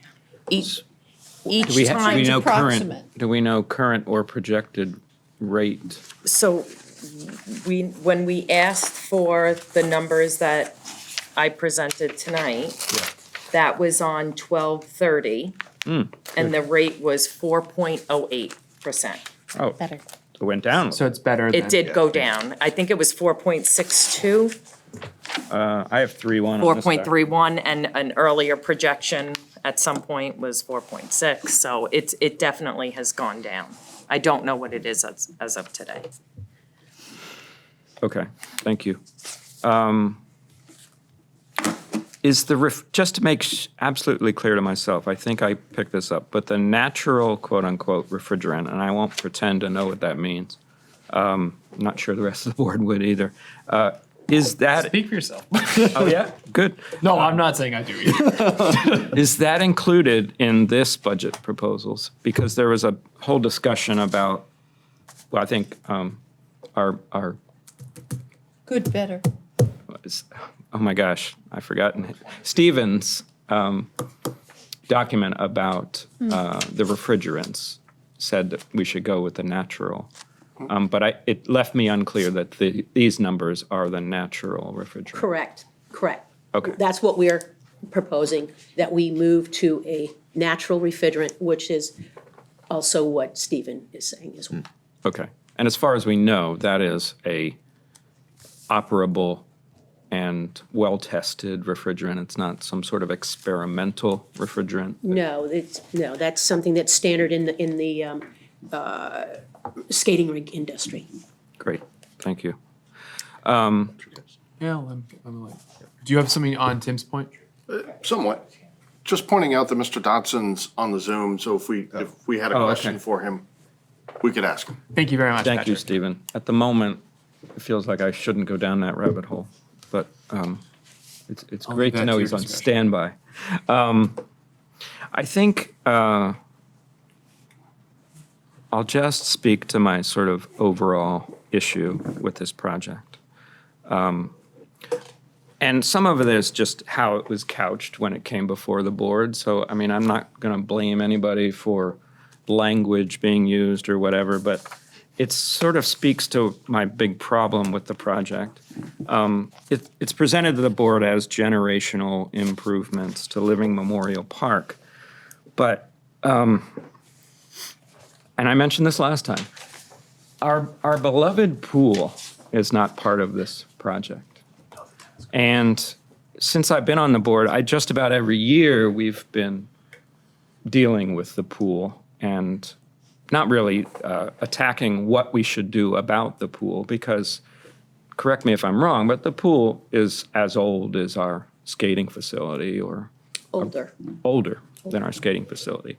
I mentioned sort of off the cuff at the last meeting that, you know, the pool is sad to me. I think it needs improvement. I think you wouldn't disagree, right, Carol? What's that? Spot on. Spot on, yeah. It not only needs improvement, sort of a freshening up, it really needs almost a complete redo, I would think. And it also has a similar environmental problem that we've been dealing with for years, which is the leaking of water. And I think Fluoridated water. sure, but just water as a natural resource and a cost to taxpayers, which has improved, because I think only just a couple years ago we made a major improvement, sunk about 75, 80,000 into a sealant that was applied, if I recall correctly. And it's a Band-Aid, you know? Yeah, And what, yeah. and that Yeah. is something that, it's been a Band-Aid approach. Yeah. It's a correct statement. Now, I think, and I don't want to put words in your mouth, but I think in fairness to this presentation that was put together by staff, if I were to say to you, well, why has the pool been left out of this master planning? You would say to me probably that the pool is a much larger conversation, and something that we need a lot of community discussion on. I think that, you know, this has moved forward too quickly and only addressed part of what we want to see happen as a community at Living Memorial Park. And so when I saw that title, Generational Improvements, it occurs to me that this isn't really generational improvements. This is basic maintenance catch-up in a way, because we have a roof that we need to replace. This roof is not going to fall down. It's not in danger of falling down right now, right? This refrigeration system works now. People are skating on it now. But we're trying to plan ahead and be smart about like how long things take and make good decisions for our town. But I feel like if we move forward with this project now, which is, again, I think deferred maintenance projects and some slight improvements like the parking, I fully support that, and the lighting. I think we really have missed the opportunity in our community to discuss and prioritize what we all think are the priorities at Living Memorial Park. I continue to believe that the skating rink is valuable to our community. It's used by so many people, but it's still utilized and used and beloved by only a small segment of our community. I think a larger portion of our community, and generally a part of our community that has much less of a voice in this conversation, is the people that use the pool. The pool are used by more people who have less money in our community. That's not true across the board, but I think this is partially an issue of equity and partially an issue of making sure we're in touch with what really is the priorities of our community here in Brattleboro. I think moving forward with this project, and forgive my language, but just pretending like the pool is just, you know, something that we're going to deal with eventually and shouldn't be part of generational improvements to Living Memorial Park. I just wish it had come forward as we really need to address these issues, and they're pretty sundry, you know, because they've got the maintenance thing, which we definitely have to address, you know. But I wish it had come to the board as, what should our priorities be when we know we have multiple big projects? Some on the general maintenance and upkeep of facility that our community wants to continue going, like the skating center, and others that we need like real maintenance and an overhaul, and that's the pool. If we move forward now, it feels like the pool will be left behind, and that we won't have that opportunity to discuss what are the priorities. Like, I'd love to know in our community, how many people would choose upgrading our pool over upgrading our skating center? And, you know, some of this stuff from a financial perspective is ameliorated for me, you know, as the designated fiscal conservative, knowing that Self-designated. Thank you, whatever. It just seems to be playing out that way. That there's some good income comes from the pool, the skating center, from various sources. So that helps a little bit. But I'm really disturbed by the fact that we are entering into a locked-in cost to taxpayers that is double what it would have been if we had done this last year or the year before that. It doesn't feel like the time for me to make this huge investment.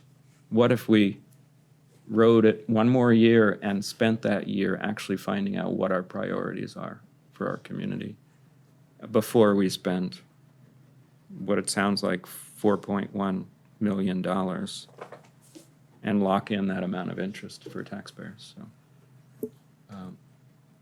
Thank you, Tim. yeah. I've lost track of who has spoken. Liz? I think it did speak, but I'll speak again. Great. Because I don't think it's an either or proposition. I think that the facilities, you know, these facilities now need attention. They're expensive, but there's no denying the pollution causing gas is a problem that needs to be rectified. And, you know, I think that we're in this predicament that we are with the interest rates because of deferring and deferring and deferring. So no one can really say when the interest rates are going to be more optimal than they are now. And so I think that we can do both things. We can do this project now because it's necessary. And then at some point when we properly plan and engineer and survey the community, then we can say what type of pool facilities are needed in the town. And we can plan for it, we can budget for it, and we can have both. And I don't think that we need to choose either or. Thank you, Liz. Jess? I was at the skating rink a week ago. Dollar night. Dollar night was great. There was a kid's birthday. My teenager met up with their friends for a teenage thing. There were some folks from the Afghani community there trying it out for the first time. It was really cool. It was really beautiful. It was a really lovely moment in our community, and a joy to see that something like this that the town could provide could make a space for that sort of community building. So the project has been delayed a lot. We don't have a facilities long-term capital plan for maintenance of our buildings. This we five have been hearing about for the last year and a half, maybe 2 years even, that this day was coming, specifically for this budget decision. The plans are all laid, the studies are all done, it's ready. It's ready to go. Well, I think it's really unfortunate that this came up in a discussion where we're also discussing the houseless community in Brattleboro. I think that like we talked about before, we shouldn't put this against this. This is a project that is ready. This is a project that we've been planning for almost 2 years. as a select board, and thinking about, not committing to, Tim, I see your scowl. I just don't remember that planning happening before now. Oh, I remember Carol coming to us last budget season to talk about this, Oh, and that I it would- think, that it I was think coming. that it was coming. Correct. And a meeting Not before that packaged like as this. well. Not packaged like this. Not packaged specifically like this, but we've seen it take shape over the last 2 years. I just, I think that magical thinking about interest rates and how they might change in the future is not gonna serve us, and that we should commit because this project and these facilities are ready and they're valuable community resources. So that's where I'm at. Thank you, Jess. So I just have some questions, John, and they're historic questions, so I'm gonna Yes. pose them to you, and good luck. So 2029 is the end of the bonds that we took out for the fire and police. One bond. One There was bond. two. There were two. One's 2020, one's up in 2029, and one is up in 2037. One is up in 2037. And so, and the 2029 bond, what was the year that that was taken out? Ooh, Patrick. What, 2013? 2013? Okay. Thank you, Dick. Because Dick's not at Mike, he said 2013. It was Dick DeGray, District 2. What's that? Why don't you sit closer so you could hear me? I can. Thank you. Well, no, so you could hear me. I can hear you from back there. I've got young ears. Okay, so 14. I think it might have been 14. maybe 2014. So what I'm kind of curious. 2013. What I'm curious about is just to Tim's point. So if like one of the things that we were kind of using as not a justification, but one of the financial impacts of this potential bond would be that one of the bonds that we took out in 2013 or 14 ends in 2029. And so that's sort of helping us make a determination on taking out this bond. Are we condemning any kind of idea about taking out a bond to do a pool work out until 2037 when the next bond ends, and it wouldn't be 2037 really. Actually, it would be, if we're in 2024, 1, 2, 3, 4, 5, 6 years. So it'd be 6 years prior to 2037. So 2031, would that be kind of when we were looking at it? If we were basically to put ourselves right in the same spot where we are now, where we felt fiscally responsible enough to say, okay, well, we can take out a bond to do the pool because in 6 years, the last bond for fire will be over, and now we don't have too much in debt. So I'm just kind of, and is 2031, I don't know if that's a reasonable way to think about it. Not really what I was saying, but I mean, I get what you're saying. Yeah, I'm not saying that's what you were saying. I'm No, just I saying, know I'm that. thinking about the Playing pool. off. And so I'm wondering, it's 2023 now, so that's 7-8 years before we're within striking range of the next bond. Is that enough time? Is that too much time for us to sort of push along the Band-Aid situation with the pool? And if it's too long, then I do wonder if we should be thinking about either incorporating it into this project or having a question about which thing we should be considering. I know that's a lot. I just sort of spewed out there, but if there's anything to. Yeah, I'd like to kind of respond to what Tim had to say and what you had to say in kind of like a nutshell. Yeah. There's no doubt about it. The pool is tired as well. The pool's tired. Many of the facilities at Living Memorial are tired and need to be replaced. As far as the timing of the pool, the board, not with all the same players sitting at the table, made the decision to buy us 8 to 10 years by putting Band-Aids on the pool. So that, we replaced the deck. You know, we did a lot of replacing the caulking system underneath the skimmer to buy us that time. So I just don't want to come across as, why didn't you put the pool in? You know, you need to do, you know, the pool should be here at the same time. That was the direction that was given at that time. So we went down that road of, let's take care of the pool deck. You know, so now we're in the middle of the Band-Aid. So do we pull the whole Band-Aid off and go for it? Or do we still just take it one rip at a time? And I think that's the crossroad that we're at. And I think that's the point, Tim, that you're trying to make. You know, I'm not going to sit here and tell you that pool doesn't need to be addressed. I'll be the first one to sit here and tell you the pool does need to be addressed. But the town put money in to buy a little bit of time. And then the question being, do you want to pull it off and go for it? And you probably are.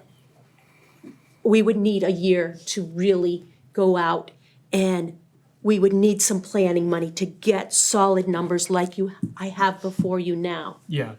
The risk of doing that on the current projects that we have, you're probably, I'm not, you know, a builder or an estimator, but you're probably talking about adding 3 to 5% per year that we're pushing those other projects off that we already know that the numbers that we have in place are pretty solid at this point. And I think that is a piece that probably needs to go in to the scale as you're weighing things out as well. Because I think with the roof is the roof. It's not that we don't need community input on, do we need to replace a roof? On R22, yes, we need to replace the R22. But a facility like the swimming pool, I think we need community input. We need community planning. You know, because it's not what Carol Lalott wants or what Kim Frost wants. It's what the community would like to see at the park, you know, as the pool. Much different than replacing a roof or replacing the refrigeration system. And honestly, what I'm saying is I would rather be in 1 or 2 years looking at an $8 million bond that does include our pool, because then we can call it generational improvements at Living Memorial Park. That's what I'm saying. Like, this moment in time is historically very high for the bond bank. Historically, it's been 2, sometimes 3, but sometimes under 2. So, you know, when I needed to replace 70% of the windows at my house, we replaced 3 out of 20 that needed to be replaced because it wasn't the time to replace windows this year. We didn't have the budget. Some people think for it. it's never the time to replace windows. I know, your husband specializes in that. Little peek behind the curtain there. Or through the window. But the point is, fiscal responsibility, you know, has a role in our jobs. And I think, you know, there's a balance to be struck between what we want to see happen at Living Memorial Park and when it should be happening. And if those rates drop, they're already dropping. If those rates drop down to 2 in a year and we've already locked in, well, I know that you could tell us about a renegotiation issue. Or? Could think about renegotiation, but we are looking at, one of the proposals is November, or as Kim said, it could potentially even be February. And so, you know, if the rates do keep going down, that is an opportunity, a potential opportunity there. I think, Kim, it might be helpful for you to repeat some of that debt limit information you had before. That might help answer Ian's question.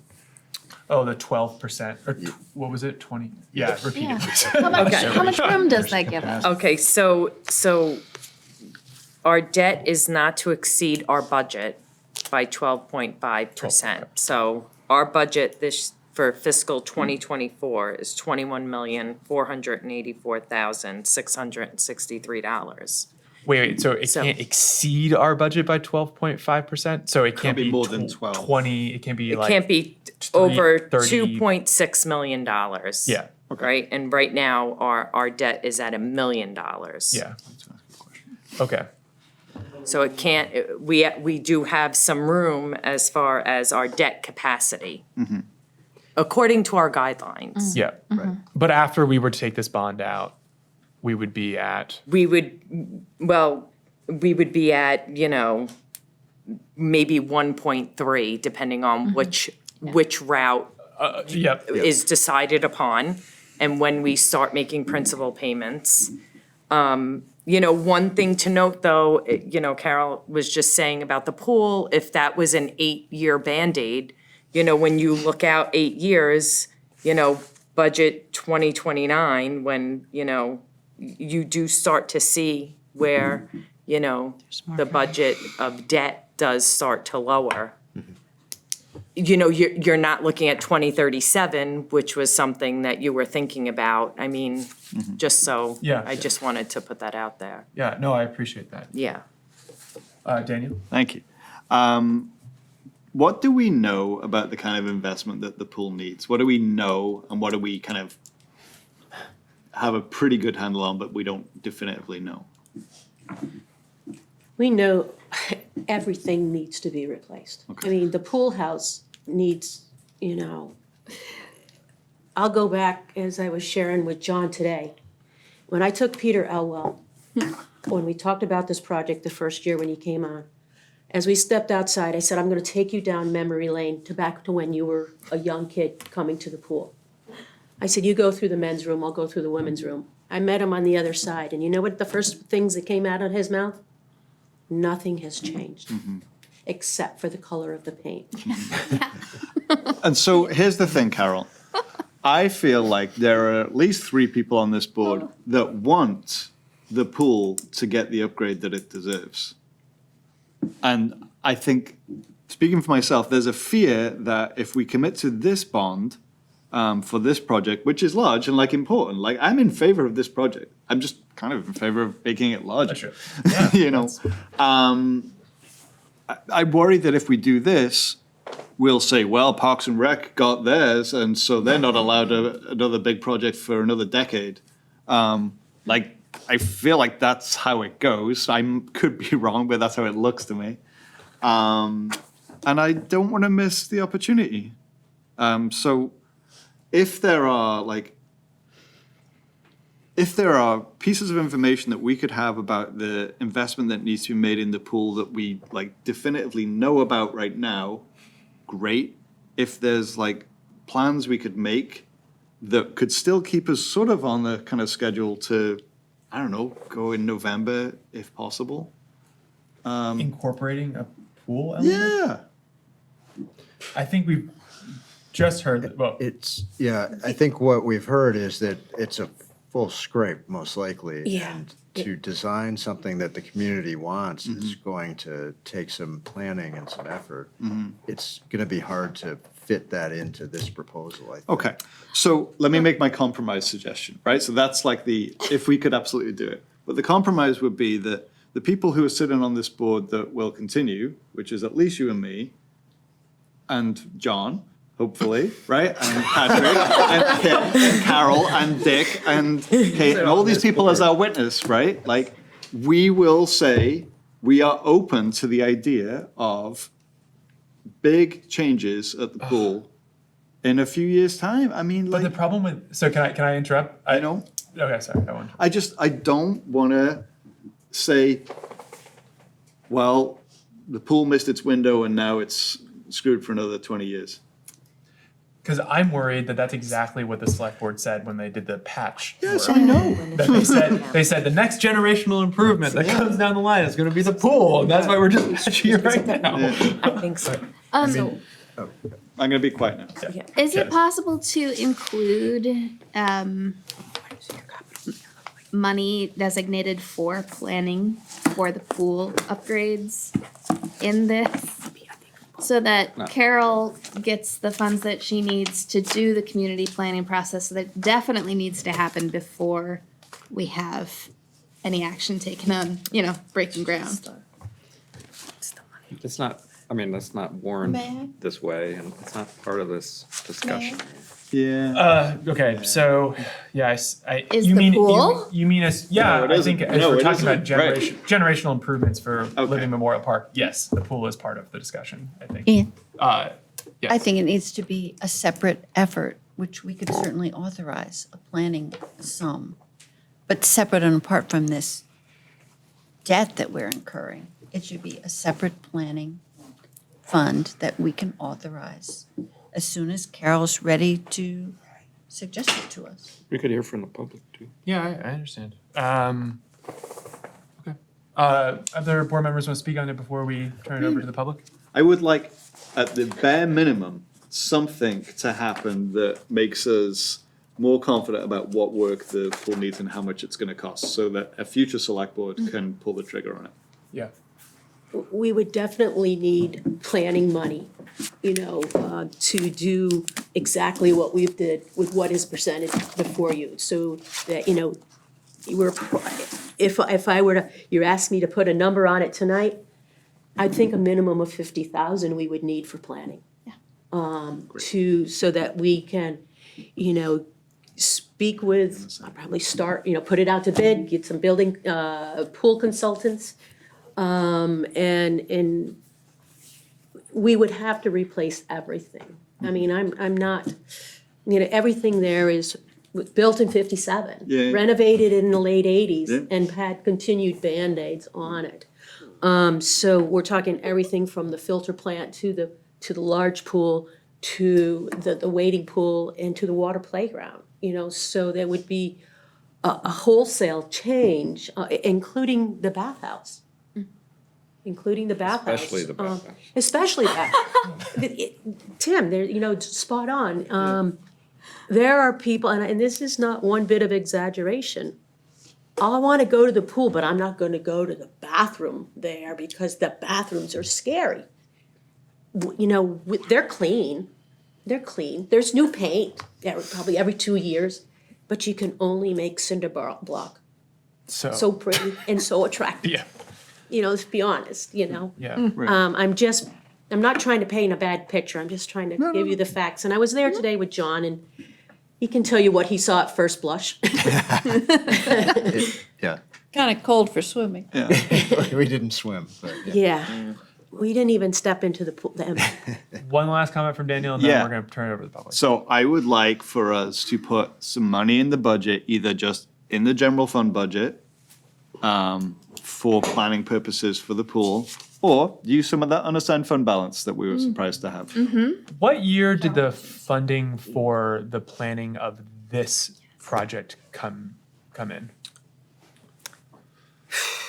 Was it 2 years ago? I'm thinking 2 or 3 years. We worked on it for about 2 years, so probably 2 years ago. Because it's been, probably 2 years of planning. Yeah. Because we had a pretty solid number last year at this time. So it was the year before that we had that planning, and then we revised those numbers. Okay. Thank you. Dick, thank you for your patience. Thank you, Dick DeGray. It's a sad commentary what I watched here just now, how this project got sabotaged here this evening. Last week, Tim, you chastised me for taking money from the police fund and applying it to street signs. And you said, you can't pit one project against another. And that's just what you did here tonight, talking about a pool versus the hockey rink and thinking that you want to get the pool done. Both projects need to be done.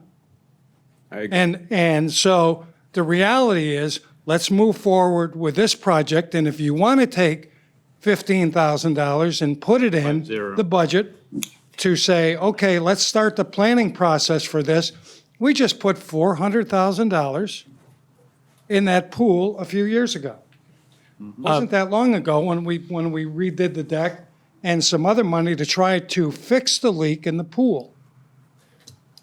And so I'm going, all this work went into this, and now we've said, okay, the pool is more important than the skating rink. The pool is open for 2 months. Yeah. Yeah. The pool is open for 2 months, the skating rink, so let's not use that analogy of what's worth more. And Daniel, when we think here in a small budget that $500,000 is a lot of money, isn't a lot of money, wow, we're getting just like down in Washington. So I think confused that's a sad commentary when you go, when you said, well, you know, if we do 4.1 instead of 3.1, it's $500,000. What's $500,000? Not much, right, if you're counting chickens? So the reality is, I think you should support this project. You should use the ARP money because you have a fiduciary responsibility to the taxpayers. This is a project that's been in front of you, not in front of you, but on paper for several years, correct, Carol? So you're seeing what's out in front of you. And I don't disagree that the pool needs to be done, but you should get this project done. It's like, okay, let's check this off, and then we'll work on getting the pool. Because you're right. When the board changes, the board's not compelled to do something that the previous board did. Yeah. Okay? And so if this board changes by 3 people, there's probably going to be things that you thought you were going to do that you're not going to do. So I'm telling you to support something and use the ARP money and actually use the money from the $137,000 to lower the impact on the taxpayers and get a project done. If I had all the money that's been sunk into this hole that I'm standing in, I'm going to need a warming hut when I leave here because I'm shaken to the bone. It's so cold in here. In fact, if we put water down, we can skate around in here. I mean, this place is unbelievably cold. Yeah. So why don't you, I would hope that you would reconsider what you've been talking about. And I would agree with Daniel, put some money in terms of saying, okay, this pool project is important. But to put this off and then come to the town with an $8 million, potentially an $8 million project, I don't think it's got a shot. So let's do it in piecemeal. Yeah. Thank you very much, Dick. I think, with all due respect, basically what you have just described is where the board is kind of landing. It's just taken us time and discussion to get there, which is what it happens when you talk about things in public meeting like you're supposed to. And that's where we're landing. I agree with you, but it's just taken time and discussion and hearing about a lot of history about these different projects, things that I was not on the board when decisions were made, and trying to decide how to sort of deal with the consequences of past board decisions. Like, why didn't they take a bond out and work on the pool instead of Band-Aid it? Like, I guess like we could go back and look at the notes, but like these are all elements of a big generational question, and it takes time and it takes discussion and arguments to get there. So, you know, the way you roll into that comment, I just want to take a moment to actually thank this select board for taking the time to talk it through. Like, it takes time to do it. Okay, so Ian? You know, Mr. Chairman, I take issue with that. Okay. Okay? Now, it seems like you try to slap my hand every now and then. No. I'm taking issue with what you were talking about with this pool becoming so important over this project that you've talked about several times. And from what I was hearing, it sounded like this skating rink project is not going anywhere. That's not the case. I don't agree. That's what I heard. Okay. So what I heard maybe 1 or 2 people saying, yeah, and then I'm not sure where you're lying, but I see 2 other board members that are going, we ought to put this off. So that's what I'm getting. And so I feel like like what Tim said, when you pit one job, one project against another, we don't do that here. So from that standpoint, that's what I saw happening here tonight. I saw the pool getting pitted against the skating rink. And somebody can correct me if I'm wrong. Okay. Ian? Thank you. Let me just let the record show that said 10 minutes ago, both projects are valid, and that there may have been a member or 2 who wanted scuttle this project in favor of an overall project. That was not my intention. Okay. I was directly addressed. Let me just clarify that it is different from that other example you gave. I am in full support of all of these projects. Okay? What I'm not in support of is addressing all of these projects while we have historically high interest rate to enter into this agreement. We're going to cost the taxpayers a lot of money, while also not including a key element that needs to be addressed at the same time. I believe we could put off this project for 1 year, save a bundle of money in interest over the length of 20 years, and also include the pool and take the time to get our community's input on that project. That's all I'm saying. If I'm wrong, you vote for it and I vote against it. That's how it works here. Yeah. Also, it's coming to town meeting. Yeah, I think, and that's another important point. I don't need a vote tonight. I know that I'm the only one who feels this way, but sharpen your pencils for town meeting. If there's other board members, we have other hands that.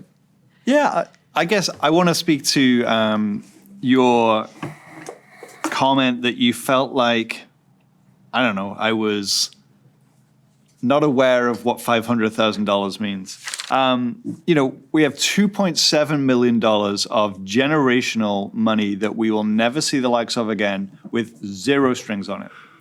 And we already heard in previous agenda items this evening about like the level of investments that's needed in this community. And so this is a project where if we were to use, like 30% of our ARPA money in total, it would have an impact, but it would have less of an impact than $1 million going someplace else and being $1 million worth of impact, right? It has $500,000 worth of impact, and that's just a fact. And for some people that may well be convincing. It isn't convincing for me. Patrick, can you give David Levenbach a... David Levenbach, number 3. That's my district. Thank you.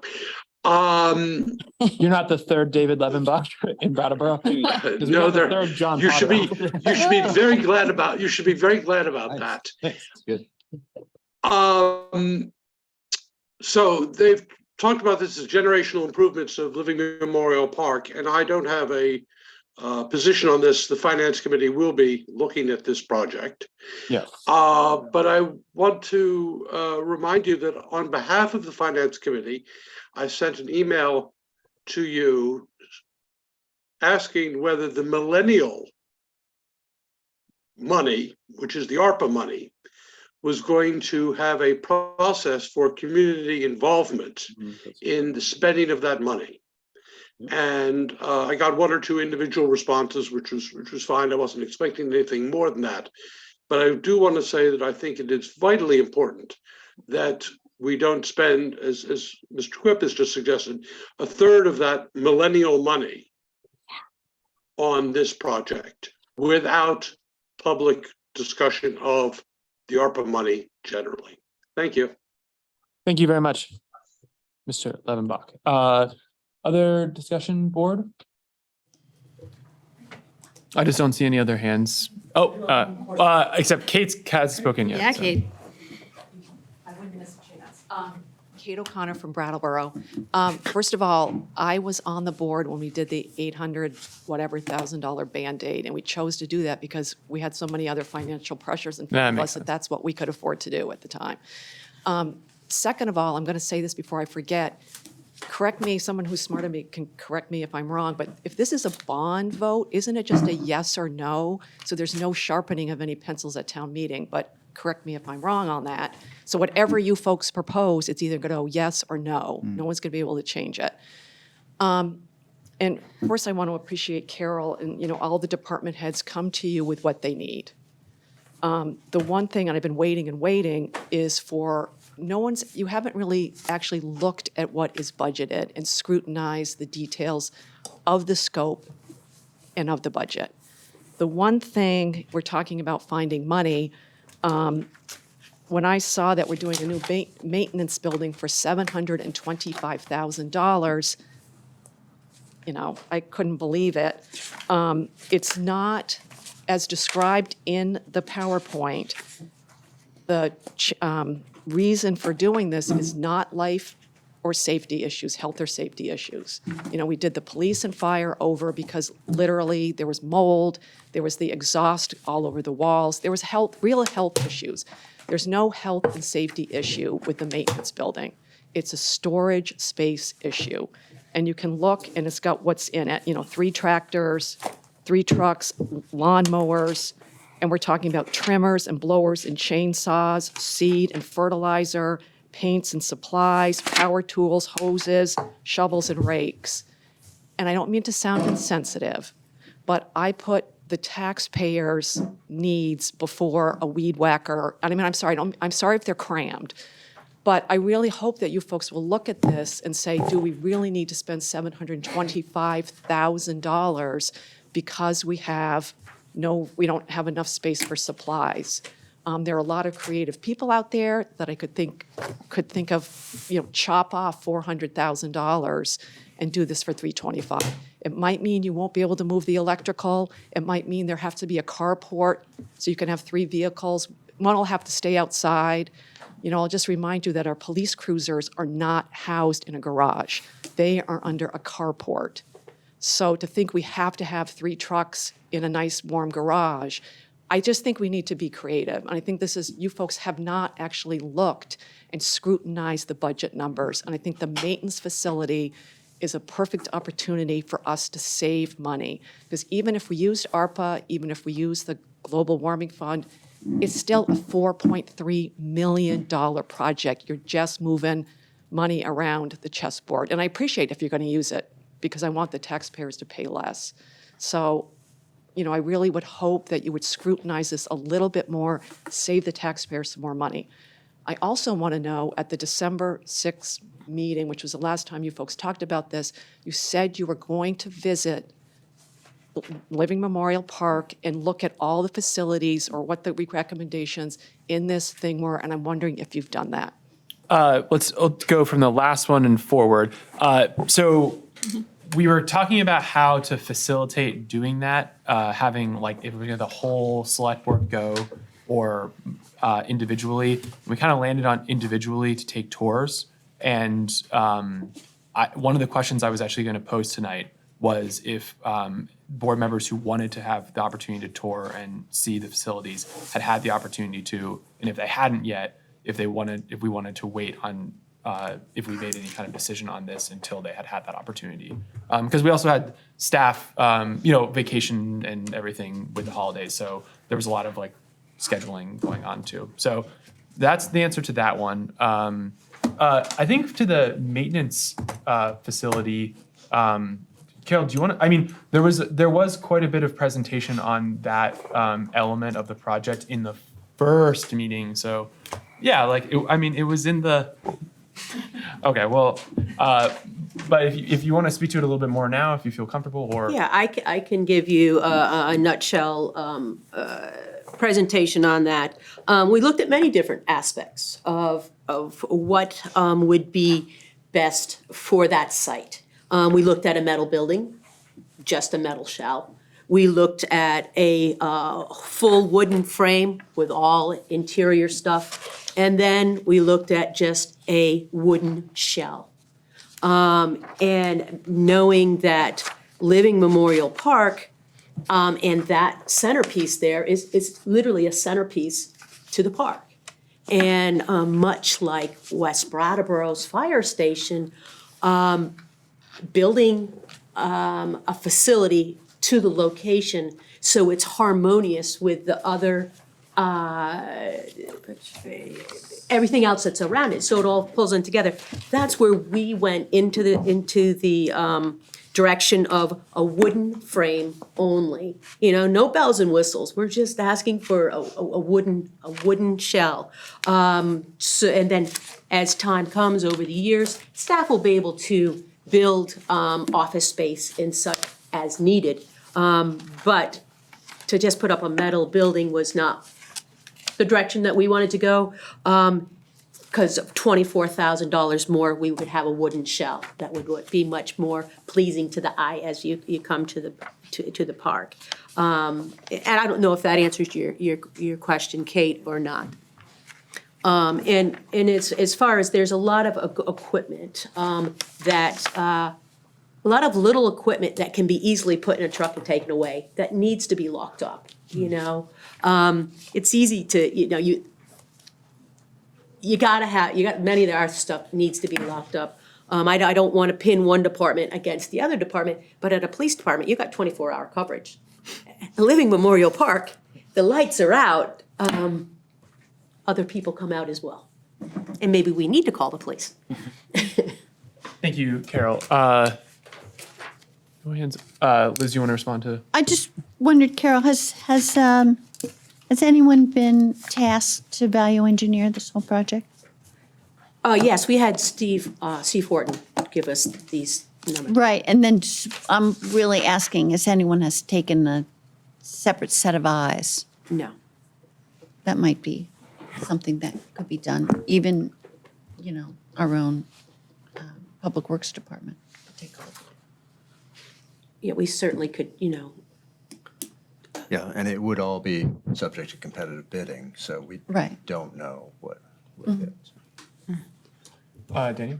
I just want to make sure I'm understanding correctly. So the option for a metal build-in shell only, can you sort of describe what that would have looked like? I'm wondering if that matches sort of what Kate was envisioning. Your basic metal Kirby building, big gray building. There's metal no roof. wall, there's no walls on it? Oh, there'd be walls, yeah. Okay, Yeah, all right, yeah, so yeah. there are walls on it? Yeah, but no, interior is just gonna be one big open Okay, space. all right. Like a hangar. And Right. that's also what the wood one is, but But the it's wood. outside would be more aesthetically pleasing. Right, and there's a 20 grand difference Yeah, between yeah. the two, basically. Correct. Yeah, okay. Well, I don't mind Kate's comment. Like, I feel like she's saying, hey, there's some detail here that I want you guys to really hone in on, right? Because I think we have been thinking very big picture with this stuff. And, I would say at this point, where are we, middle of January or something? I don't see anybody on this board I see one person on this board who's like, could we just wait because interest rates might be better? He's not saying we shouldn't do this project, period. So I think that this board is behind this project in the way that it's been described to us, and it would need some significant kind of pushback and, good reason for it, for us to say to the Parks Department, go and change the scope of this project. And then, going back to the town meeting question, right? So like, I think I've only been part of one town meeting where there was a bond vote of this sort of nature. There would be debate about it, but the voting would be open all day, right? You can vote whenever you want, but you'd probably be better off waiting until you've heard all the back and forth. And so, maybe some arguments will prevail, and I hope that the bond vote doesn't fail. I think that we've been underinvesting in Carol's department for too long, and that means underinvesting in the people of Brattleboro who really benefit from those services. Dick? They usually don't open the polls until after debate. Okay. Question for Carol, and I actually asked the board about the Nelson Withington Fund. And someone was supposed to get an answer as to how Whether it much was money was. private and. Well, it's used for recreational use in Brattleboro. Yep. It's not a fund that's for Vernon, Dummerston. It's a fund, and so this project here certainly qualifies for taking money from it. And would you be looking to that fund to? I've had a conversation with the committee and the representative of the fund from the Vermont Community Foundation. Typically, the Withington Fund likes to make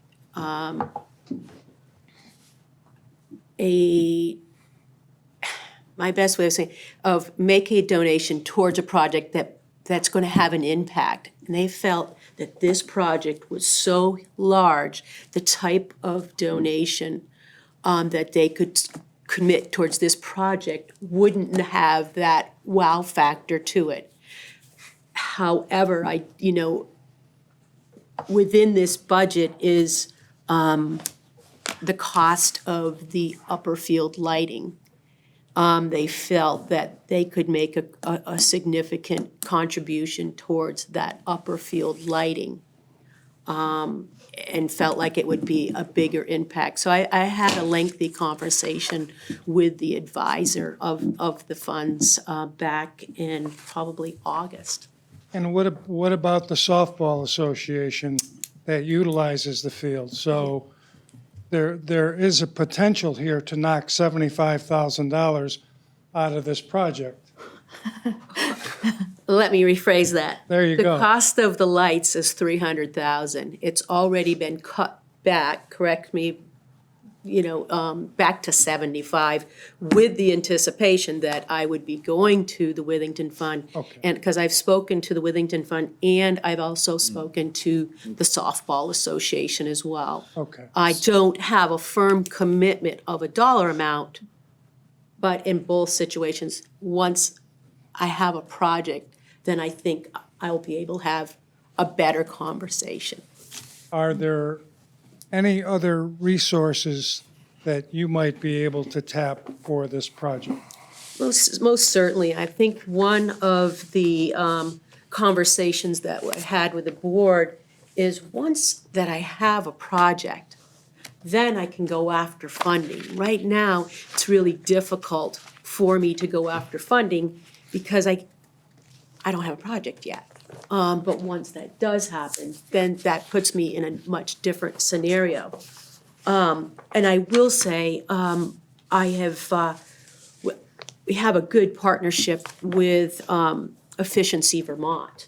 And I've had, over the past year, at least 3 meetings, and I have another meeting next Tuesday, looking at digging into the exact things that we're speaking about this evening, is the budgets for each of these and the efficiencies that will bring to the town, and that will determine the amount of support that we're going to get from Efficiency Vermont for these projects. Because when we're talking about the lighting at the skating rink, when we're talking about the lighting at the upper ball field, those are all efficiency improvements where they can buy into that, the R22 and the efficiencies that upgrade and the efficiencies that will bring.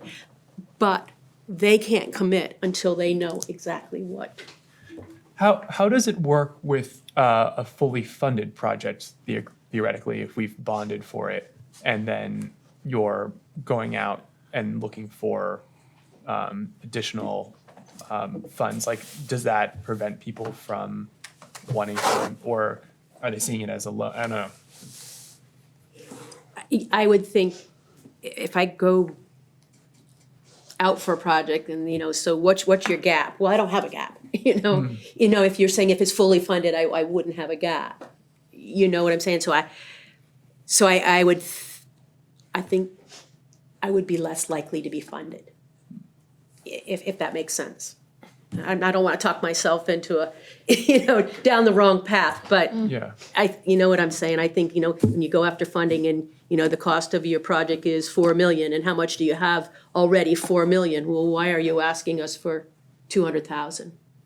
I think that's, but in a place where using the softball lights as an example, I feel I have a conversation there that could be, there are 2 conversations already had. Did I see a hand? Or I was going to just ask the board if you could keep in mind that we only have a couple more meetings left on the budget, and we have to put something to town meeting very soon. And I guess I'm kind of wanting to know, is there a lot more information here that you need?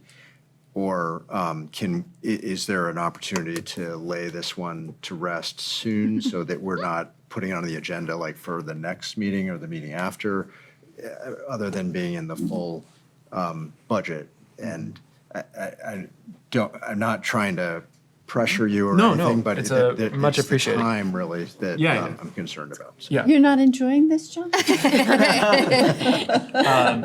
Yeah.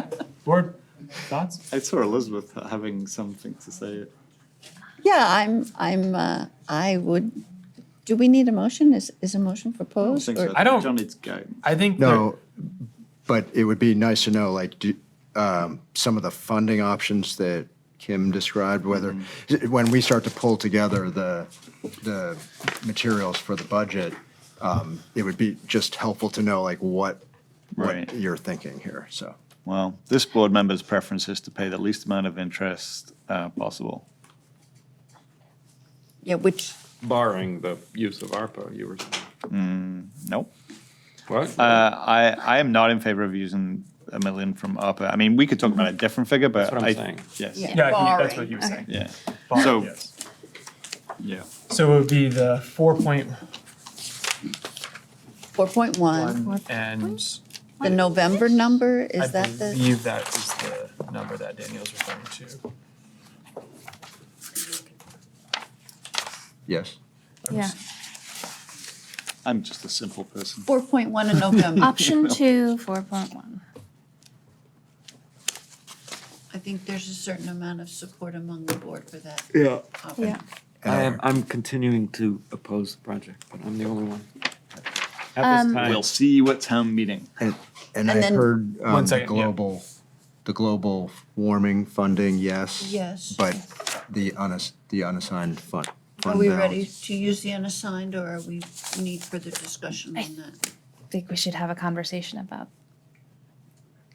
Then let's talk about it now so that we can give them direction on this and move forward with this item. Mm-hmm. So, board, would you like to use the unassigned 137? Were there other suggestions proposed elsewhere? Then I'm all for it. Aside from ARPA? Not ARPA. Definitely global warming. Yeah. And unassigned. I have a question. November. We discussed planning for the pool. I'm wondering if we want to pull 50,000 out of that unassigned fund balance for planning for the pool and leave the remainder in there to cover. Works for me. That would That's be, fine. so it would be 50,000 was the sort of ballpark for it. So that would drop it down to 87,000. $306.80. Is that my math right? Yeah, we'll figure that out. Okay.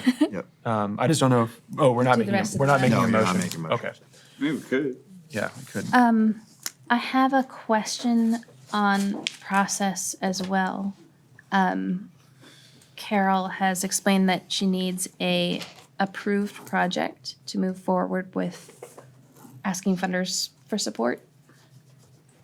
Is that the same as RTM approving the 4.1 or whatever it is bond?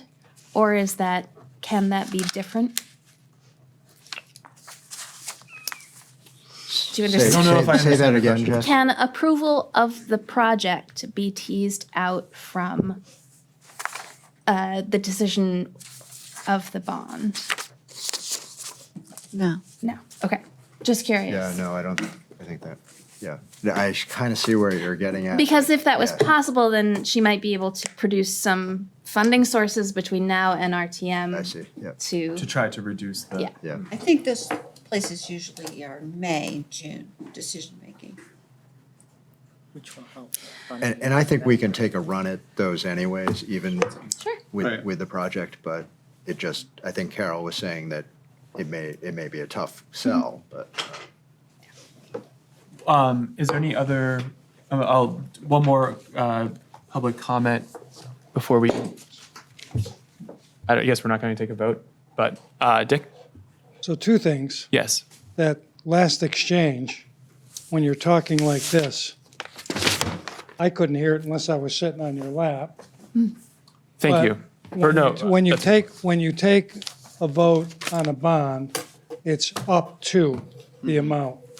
And so it doesn't mean that you take if Carol goes out and raises $1 million, then she's only going to take 3.1, 2.1, whatever the number is. So you're approving a number, but that doesn't mean we have to take it all when we're doing a bond vote. Yeah. And so I didn't catch what you were saying, so just give me a quick update where people were.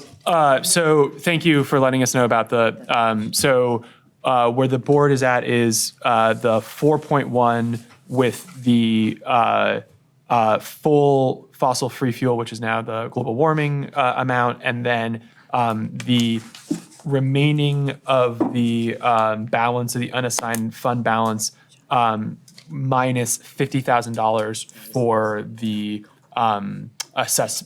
study of the pool. 50,000? Yes. That was the, You said 50? Five, yeah, You said yeah. 15. 5-0. I gotta get a hearing. and Dick, I was gonna ask, for the bond vote at RTM, so just for the board's knowledge and my own, I've been on one where we had one, but I think it was when it was entirely remote, which is different than when it's going to be in person this year. So like RTM members are going to have an opportunity to vote with a ballot, but there will be an opportunity because we're going to put this on the agenda for them to speak to the item, and they won't be able to submit their ballot until after that item has come and gone. Usually what there will be, past practice from mine, Yeah. is there'll be a motion to take it out of order, to be the first item discussed. And then, once the item is discussed, nobody can make an amendment to it. And then, once all the discussion has ceased, then the moderator will declare the polls open and closing at X. And then they can just go and cast it And they whenever. go and vote. They don't have to vote right away. They can vote just before they leave. So the ballots aren't counted until after town meeting. That makes So sense. usually, I mean, back then, you wouldn't get the results till 6 o'clock, 7 o'clock, so. Great, thank you.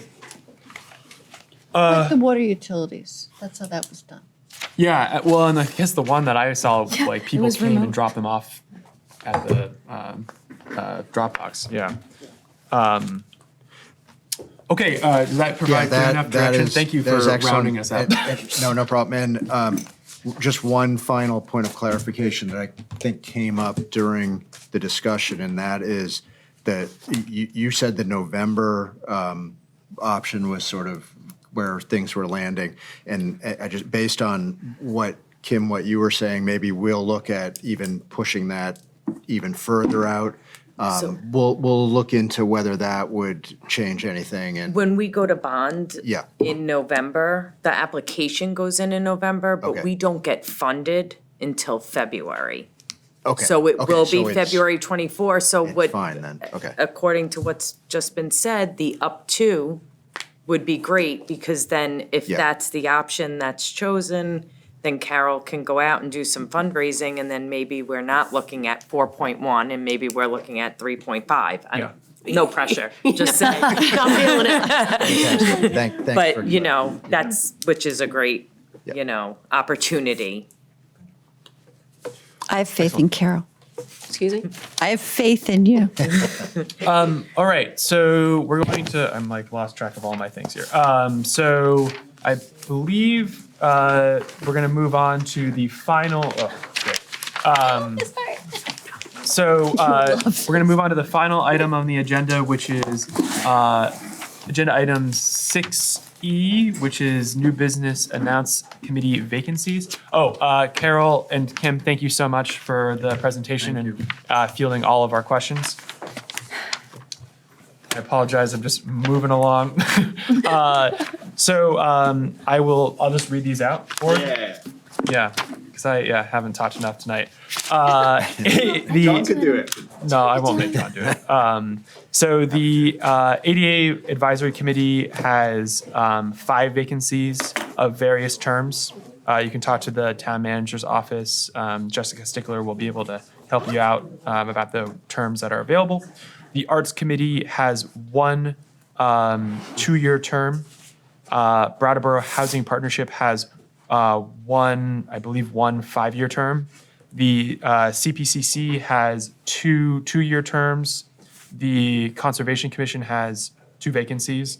The Design Review Committee alternate has 1 one-year term.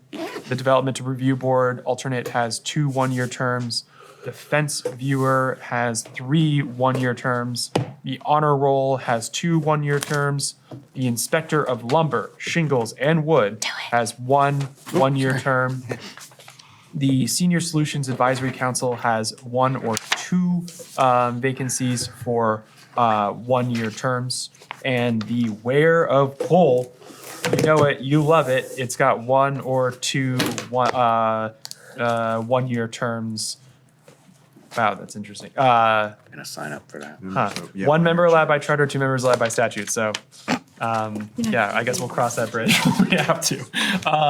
Does that need a motion? Title I. So in that case, I would just very efficient. look for a final motion.